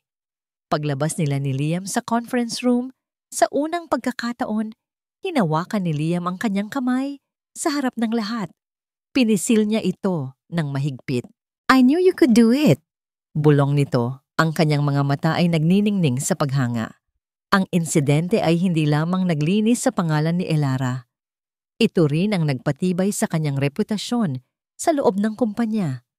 Nakita ng management ang kanyang profesionalismo, katatagan, at galing sa ilalim ng pressure. Ilang buwan ang lumipas. Ang buhay ay bumalik sa normal, ngunit mas maganda.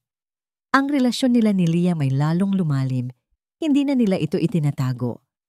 Ang kanilang pagmamahalan ay isang tahimik, ngunit matatag na katotohanang alam na ng lahat sa kanilang paligid. Isang hapon, ipinatawag si Elara sa opisina ni Miss Davis, ngunit sa pagkakataong ito, ang ambiance ay magaan at puno ng pagbati. Elara, I'll get straight to the point, sabi ni Miss Davis. The board has been incredibly impressed with your performance, not just on your projects, but on how you handled that unfortunate incident. We are expanding our operations in Southeast Asia, and we are opening a new regional branch in Makati. Ang pagbanggit sa Makati ay nagdulot ng isang pamilyar na kaba kay Elara. We need someone to lead it, pagpapatuloy ni Miss Davis. Someone who understands both the North American and the Asian markets. Someone we can trust completely. We are offering you the position of Regional Director for the Philippines. Natigilan si Elara. Ang bumalik? Ang bumalik sa lugar kung saan nagsimula ang lahat ng kanyang sakit. Ang ideya ay tila isang biro ng tadhana. Ngunit sa kabilang banda, Ito ay isang napakalaking oportunidad. Isang patunay kung gaano na siya kalayo mula sa babaeng durog na umalis 3 taon na ang nakalipas. I need time to think about it, sabi ni Elara. Ang kanyang isip ay naguguluhan. Of course, sagot ni Miss Davis. Take the weekend.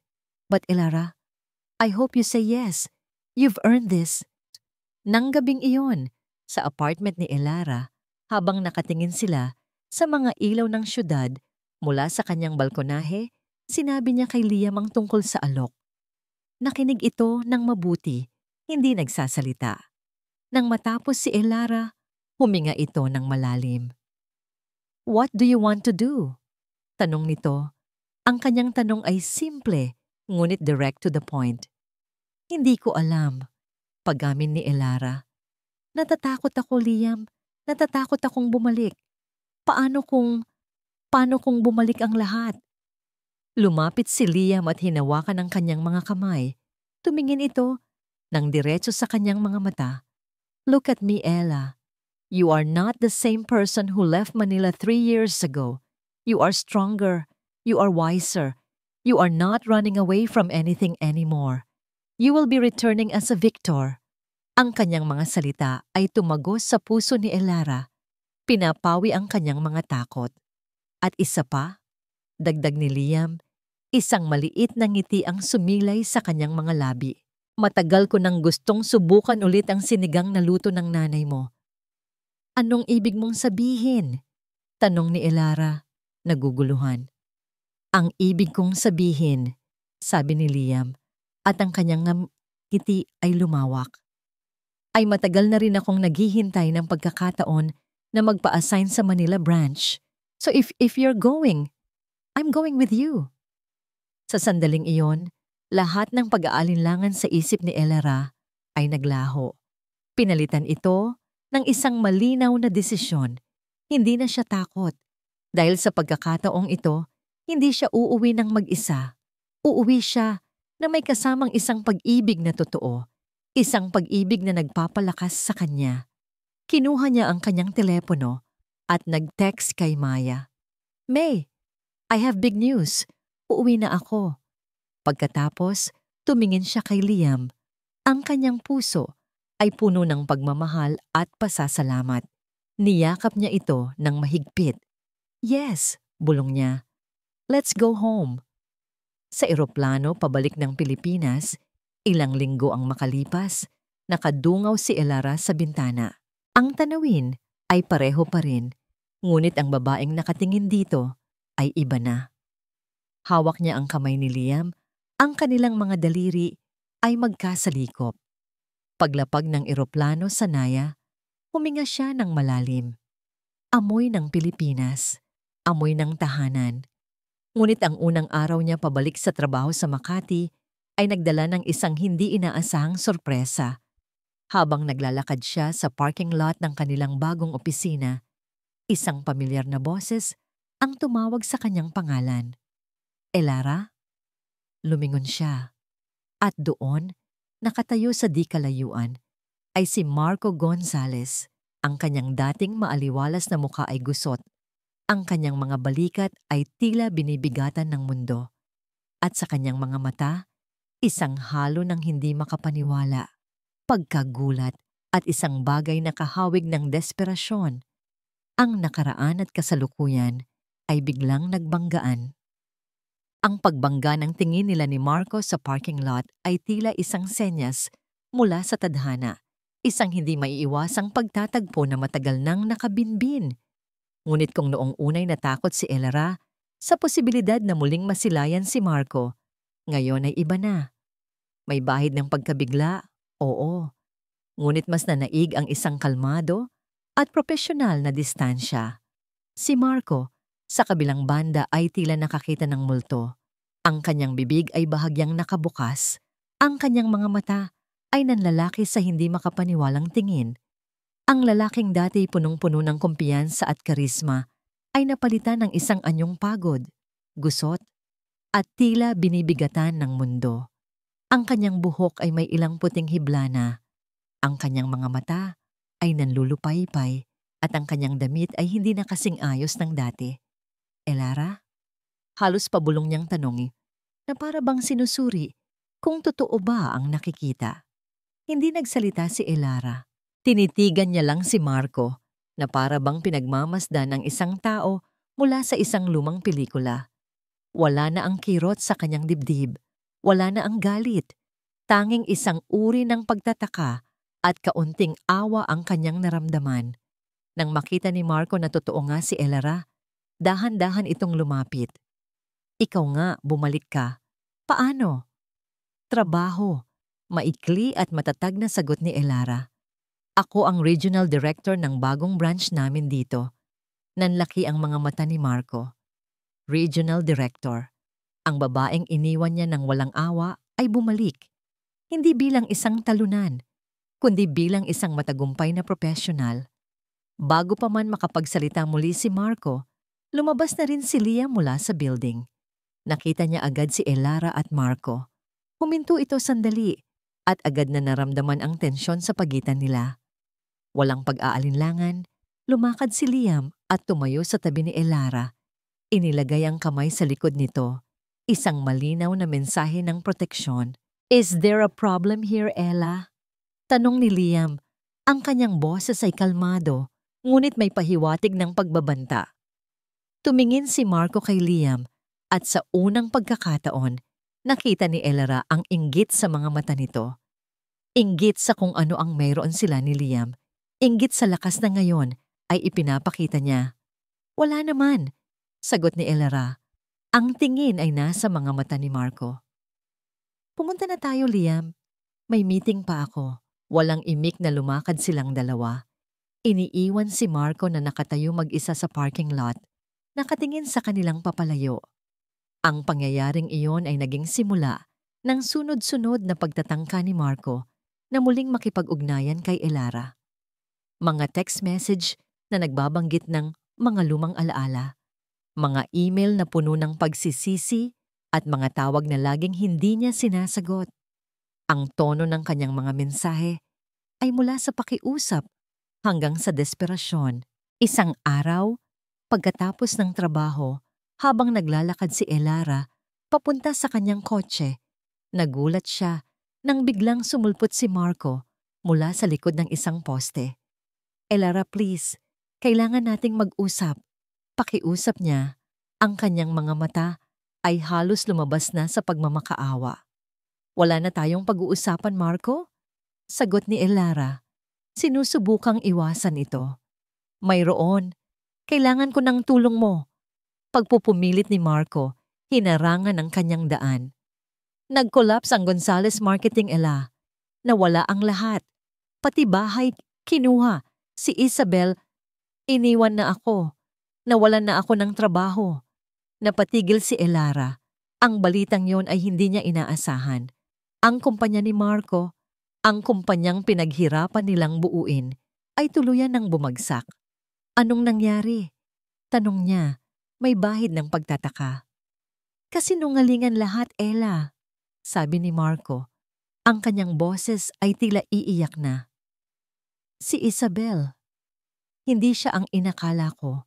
Hindi siya ang inakala kong mahal ko. Ang lahat ay puro sakit at gulo lang. Naramdaman ni Elara ang isang matinding awa na bumalot sa kanya. Hindi para sa sarili niya noon, kundi para sa tao sa kanyang harapan. Ang Marco na ito ay malayo sa Marco na minahal niya. Ang taong ito ay isang anino na lamang ng kanyang dating sarili. Marco, paano ako makakatulong sa'yo? Tanong ni Elara na sinusubukang manatiling professional. Ang kumpanya ko ay hindi basta-basta tumatanggap ng mga dating kakumpetensya, lalo na sa sitwasyon mo ngayon. Hindi sa trabaho, sabi ni Marco, at sa isang kilos na hindi niya inaasahan, lumuhod ito sa kanyang harapan. Elara, parang awa mo na. Alam kong nagkamali ako. Lahat ng pagpapabaya ko, lahat ng kasinungalingan, kasalanan ko. Pero please, Ella, bigyan mo ako ng pagkakataon na makabawi. Hindi sa pag-ibig, pero sa buhay ko. Wala na akong matakbuhan. Ang eksena ay agad na nakaakit ng atensyon ng mga taong papalabas ng building. Ang mga bulungan ay nagsimula ng marinig. Ang pamilyar na pakiramdam ng pagiging sentro ng intriga ay muling bumalik. "Marco, tumayo ka," maring sabi ni Elara. Sinusubukang hilahin ito patayo. "Huwag kang gumawa ng eksena dito." Ngunit hindi kumilos si Marco. Nakaluhod pa rin ito. Ang kanyang mga mata ay nakatingin sa kanya na pununo ng pagsusumamo. "Bigyan mo lang ako ng isang pagkakataon, Ella." Pakiusap nito. "Kahit anong trabaho, kaya kong gawin lahat. I will prove myself. I will make up for everything." Ang kanyang mga salita ay umaling-awngaw sa kanyang tainga. "I will make up for everything." Mga salitang sana ay narinig niya noon nang mahal na mahal pa niya ito. Ngayon, ang mga salitang iyon ay isang paalala lang ng mga taon na nasayang. Sa sandaling iyon, isang kotse ang huminto sa tapat nila. Bumaba si Liam mula rito. Ang kanyang muka ay agad na nagsabi na nakita niya ang lahat. Lumapit si Liam kay Marco. Hindi siya nagsalita. Tumayo lang ito sa pagitan ni Elara at ni Marco. Ang kanyang presensya ay nagsasabing, "Sapat na." Nakita ni Marco si Liam. Ang kanyang mga mata ay nagpakita ng mas matinding inggit at galit. Ngunit wala siyang nagawa. Sa tingin ni Liam, ang kanyang kinatatayuan ay tila mas maliit. "Marco, tumayo ka," mahinang sabi ni Liam, ngunit may awtoridad sa kanyang boses. "Hindi mo kailangang gawin yan, at hindi mo kailangang gambalain si Elara sa labas ng kanyang opisina." Hindi kumibo si Marco. Nakatingin lang ito kay Elara. Ang mga mata ay puno pa rin ng pagmamakaawa. Ngunit si Elara, sa pagkakataong ito, ay hindi na ang babaeng madaling maawa. Matatag siyang tumayo sa tabi ni Liam.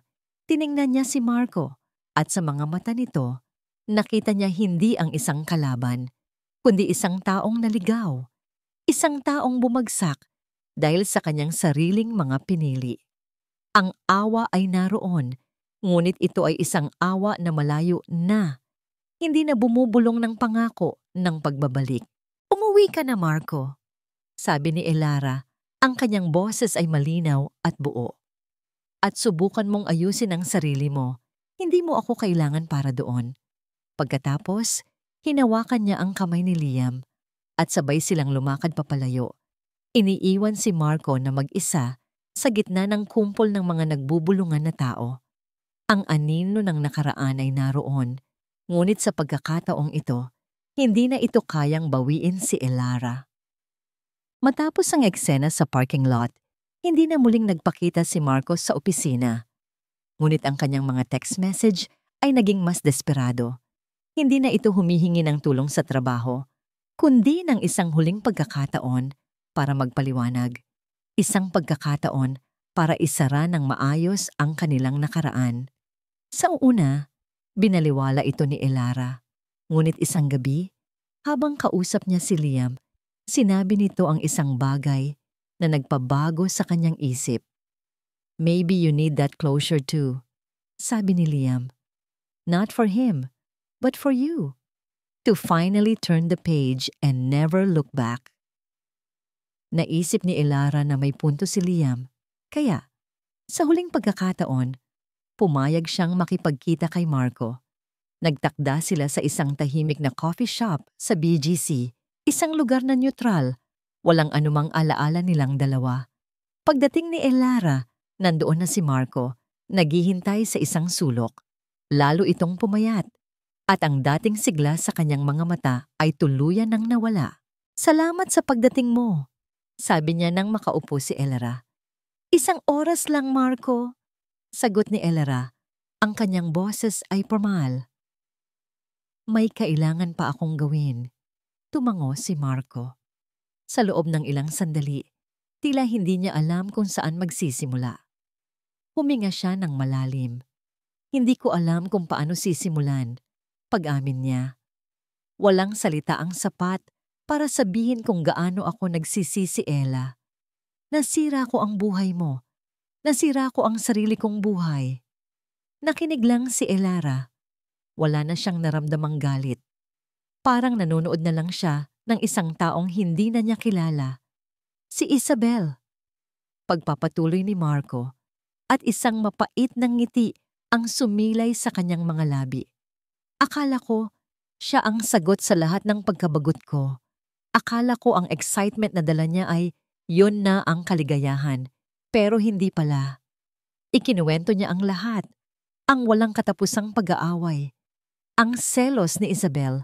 Ang pressure sa pera. Ang unti-unting pagbagsak ng kanyang kumpanya dahil sa mga maling desisyon na nag-ugat sa kagustuhan niyang patunayan ng isang bagay na kahit siya ay hindi na alam kung ano. Ang buhay namin ay isang malaking kasinungalingan, Ella. Sabi niya, ang kanyang boses ay basag.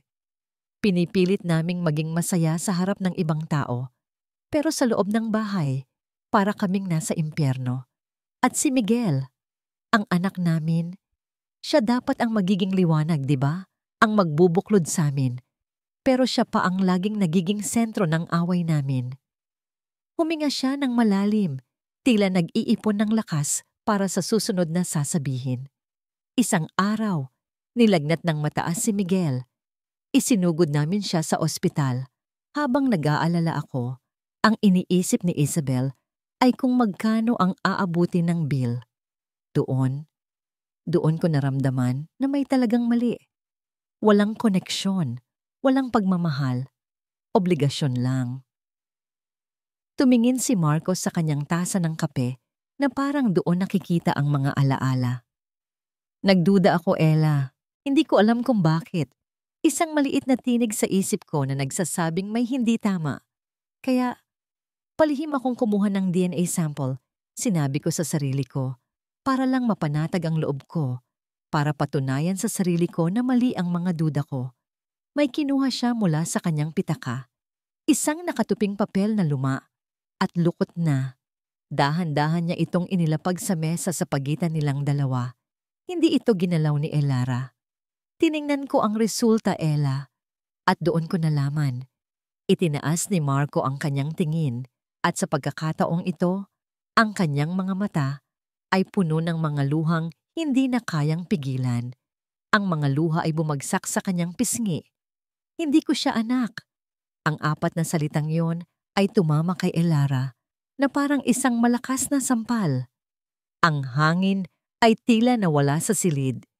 Ang kanyang isip ay bumalik sa gabing iyon. Ang ultrasound, ang mapanuksong ng ngiti ni Isabel, ang pagkawasak ng kanyang mundo. Ang lahat ng iyon, ang pundasyon ng lahat ng kanyang sakit, ay nakatayo sa isang kasinungalingan. Lahat, sabi ni Marco, ang kanyang boses ay isang basag na bulong. Lahat ng ipinalit ko sa'yo, ang singsing, ang pamilya, ang kinabukasan natin, lahat para sa isang kasinungalingan. Napatakip si Elara sa kanyang bibig, ngunit ang reaksyon na lumabas sa kanya ay hindi ang inaasahan niya. Hindi galit, hindi saya dahil sa wakas ay nagdusa si Marco, hindi paghihiganti. Ang naramdaman niya ay isang malalim, nakakapanlumong awa. Nakita niya sa kanyang harapan, hindi si Marco Gonzales, ang lalaking sumira sa kanyang puso. Ang nakita niya ay isang basag na tao, isang kaluluwang naligaw, at tuluyang nawala dahil sa sarili nitong mga maling desisyon. Isang taong isinuko ang lahat para sa isang bagay na hindi naman pala totoo. At sa isang iglap, ang lahat ng natitirang bigat sa puso ni Elara tungkol sa nakaraan ay naglaho na parang bula. Napalitan ito ng isang malinaw na pagtanggap. Tapos na talaga, dahan-dahang tumayo si Elara mula sa kanyang upuan. Ang kanyang kilos ay kalmado at desidido. Tumingin siya sa nakayukong si Marco na ngayon ay tahimik na umiiyak sa kanyang mga kamay. Marco, sabi niya, at ang kanyang boses ay malumanay, ngunit may bigat ng pinalidad. Tapos na ang lahat. Tumingala si Marco, ang kanyang mga mata ay puno ng pag-asa at pagkalito. Ella, Patawarin mo ako. Umiling si Elara. Isang maliit at malungkot na ngiti ang sumilay sa kanyang mga labi. Sana mahanap mo ang kapatawaran, sabi niya. Hindi mula sa akin, kundi para sa sarili mo. Iyon lang ang sinabi niya. Tumalikod siya at nagsimulang maglakad papalayo. Hindi niya tiningnan ang papel sa mesa. Hindi na niya kailangan. Ella, sandali! Narinig niyang tawag ni Marco. Ngunit hindi lumingon si Elra. Nagpatuloy lang siya sa paglakad, patungo sa pintuan ng coffee shop, habang itinutulak niya ang salaming pinto at lumabas sa abalang kalsada ng BGC, isang malalim na hininga ang kanyang pinakawalan. Isang hininga ng kalayaan. Ang huling kasinungalingan ay nabunyag na. At sa wakas, pagkatapos ng 3 mahahabang taon, si Elara Santos ay tuluyan ng malaya. Ang biyahe pauwi mula sa coffee shop ay tahimik. Si Elara ay nakatingin sa labas ng bintana. Pinagmamasdan ang mga patak ng ulan na dahan-dahang dumudulas sa salamin. Ang mga ilaw ng syudad ay naglalaro sa kanyang paningin, lumilikha ng isang malabong kaleidoscope ng mga kulay. Sa kanyang tabi, tahimik na nagmamaneho si Liam. Hindi ito nagtanong. Hinintay lang niya si Elara na maging handa.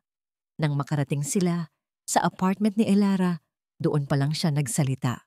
Umakyat ka muna, sabi niya sa isang mahinang boses.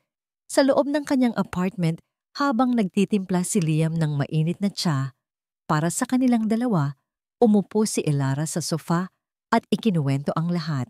Ikinuwento niya ang huling kasinungalingan, ang katotohanan tungkol sa bata. Habang nagsasalita siya, wala nang bahid ng sakit o galit sa kanyang boses. Ito'y isang simpleng pagsasalaysay ng mga pangyayari na para bang nagbabasa siya mula sa isang aklat na matagal na niyang naisara. Nang matapos siya, lumapit si Liam at naupo sa tabi niya. Inabot nito sa kanya ang isang tasa ng tsa. So that's how it all ends. Bulong ni Elara, mas para sa sarili niya kaysa kay Liam. Lahat ng sakit, lahat ng luha, nagsimula sa isang kasinungalingan. Niyakap siya ni Liam mula sa tagiliran. Hindi doon nagtapos, Ella. Sabi nito, doon nagsimula ang bago mong kabanata. Ang kabanata kung saan mo natagpuan ang sarili mo. Sumandal si Elara sa balikat ni Liam. Naramdaman ang init at seguridad na dala nito. Nakakaawa siya, Liam. Nakakaawa si Marco. Oo, pagsang-ayon ni Liam. Pero hindi mo na responsibilidad ang awa na yan. Tumingin ito sa kanya. Ang mga mata ay puno ng pagmamahal at paghanga. Ang pinagdaanan mo ay hindi biro, pero tignan mo ang sarili mo ngayon. You came out of it not bitter but better. Not broken but stronger. I'm so proud of you. Ang mga salitang iyon, ang sinserong pagkilala sa kanyang lakas, ay mas mahalaga pa kaysa sa anumang paghingi ng tawad mula sa nakaraan. Sa yakap ni Liam, naramdaman ni Elara ang tunay na kapayapaan. Ito na ang kanyang tahanan. Ilang araw ang lumipas. Isang gabi, habang pauwi mula sa trabaho, napadaan si Marco sa tapat ng bagong office building ni Elara. Huminto siya sa kabilang kalye. Nagbuhos ang isang malakas na ulan, ngunit hindi niya ito inalintana. Tumingala siya sa mataas na gusali, sa mga bintanang may ilaw. Iniisip na sa isa sa mga yon ay naroon si Elara. Masaya, matagumpay, at malayo na sa kanya. Ang lahat ng kung sakali at sana ay bumalik sa kanyang isipan. Paano kung naging tapat siya? Paano kung hindi siya nagpadala sa tukso? Paano kung pinahalagahan niya ang pag-ibig na minsan ay nasa kanya? Ngunit alam niyang huli na ang lahat. Sa ilalim ng buhos ng ulan, tumalikod si Marco. Dahan-dahan siyang naglakad palayo. Ang kanyang anyo ay unti-unting nilamon ng dilim at ng lunsod na minsan ay naging kanila. Walang direksyon, walang kasama. Tanging ang bigat ng kanyang mga pagsisisi. Sa isang abalang mall sa kabilang bahagi ng syudad, Si Isabel ay abala sa pakikipagtalo sa kanyang telepono. Hila-hila niya ang kamay ng batang si Miguel na tahimik lang na nakatingin sa mga makukulay na laruan sa isang display window. Ano? Bakit hindi mo na naman kayang ibigay? Halos pasigaw na sabi ni Isabel sa kausap sa telepono. Sinabi mo nangako ka. Palagi ka na lang ganyan. Puro ka salita. Ibinaba niya ang tawag nang may matinding inis. Tumingin siya sa bata sa kanyang tabi. Halika na nga, sabi niya nang walang pasensya. Hila-hila ang bata palayo sa mga laruan. Wala tayong mapapala dito. Habang naglalakad sila palayo, ang mukha ni Isabel ay puno ng parehong frustrasyon, parehong hindi makontentong hitsura. Ang lalaki sa kabilang linya ay iba, ngunit ang sitwasyon ay pareho. Isang walang katapusang siklo ng paghahanap ng kaligayahan sa mga maling bagay, sa mga maling tao, palaging nauuwi sa parehong kabiguan. Gabi, ang hangin ay malamig at sariwa. Magkahawak kamay na naglalakad sina Elara at Liam sa isang mataas na tulay sa BGC na tinatanaw ang mga nagkikislapang ilaw ng syudad. Ang ingay ng trapiko sa ibaba ay parang isang malayong ugong na lamang. Ano ang iniisip mo? Tanong ni Liam. Pinisil ang kanyang kamay. Ngumiti si Elara, isang ngangiting payapa at totoo. Wala. At lahat. Tumingin siya sa mga gusaling nagtataasan, sa mga ilaw na sumisimbolo sa libu-libong buhay at pangarap. Iniisip ko lang kung gaano kalayo na ang narating ko. Sabi niya, dati, ang buong mundo ko ay kasing liit lang ng pag-ibig ng isang tao. Ngayon, pakiramdam ko, abot kamay ko ang lahat. Huminto sila sa gitna ng tulay. Humarap si Liam sa kanya. Hinawakan ang kanyang magkabilang pisngi. Ang pagmamahal sa mga mata nito ay sapat na para punan ang lahat ng natitirang puwang sa kanyang puso. Hindi mo kailangang abutin ang lahat, Ella. Bulong nito. Dahil ang lahat ng kailangan ko, nasa harapan ko na. Hindi na nila kailangan ng maraming salita. Sa isang halik na hindi nag-aapoy sa pagnanasa, kundi nag-aalab sa pag-unawa, respeto at pangakong magkasama, isinara nila ang aklat ng nakaraan. Ang pag-ibig na natagpuan nila ay hindi perpekto. Hindi ito isang fairy tale. Ito ay isang pag-ibig na sinubok ng panahon, binuo mula sa mga wasak na piraso at pinagtibay ng katotohanan. Isang pag-ibig na tahimik, matatag, at higit sa lahat, payapa. Habang nakatayo sila roon, dalawang anino, sa gitna ng liwanag ng syudad, alam ni Elara na sa wakas, tunay na siyang nakauwi.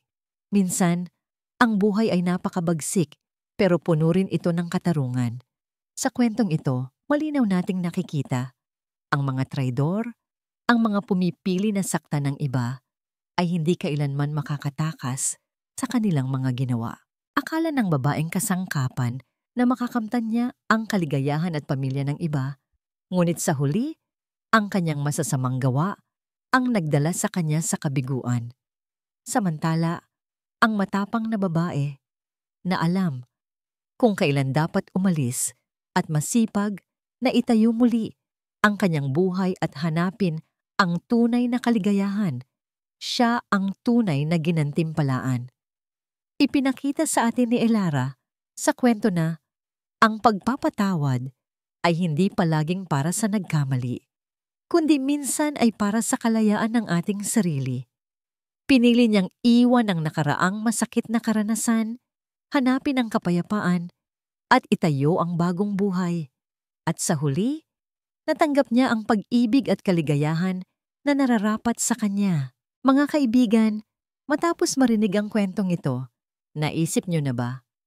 Kung kayo ang nasa sitwasyon niya, magkakaroon ba kayo ng lakas ng loob na iwan ang taong nagtaksil? O mananatili kayo at lalaban? At sa mga nakakaranas ng sakit sa puso, naniniwala ba kayo na darating din ang araw ng katarungan at kaligayahan para sa inyo? Gusto ko rin talagang malaman ang inyong damdamin matapos mapakinggan ang kwento. Naranasan niyo na ba ang matinding pagtataksil? At paano niyo ito nalampasan? Ibahagi niyo sa akin sa comments. Palagi kong binabasa at pinapahalagahan ang bawat kwento ninyo.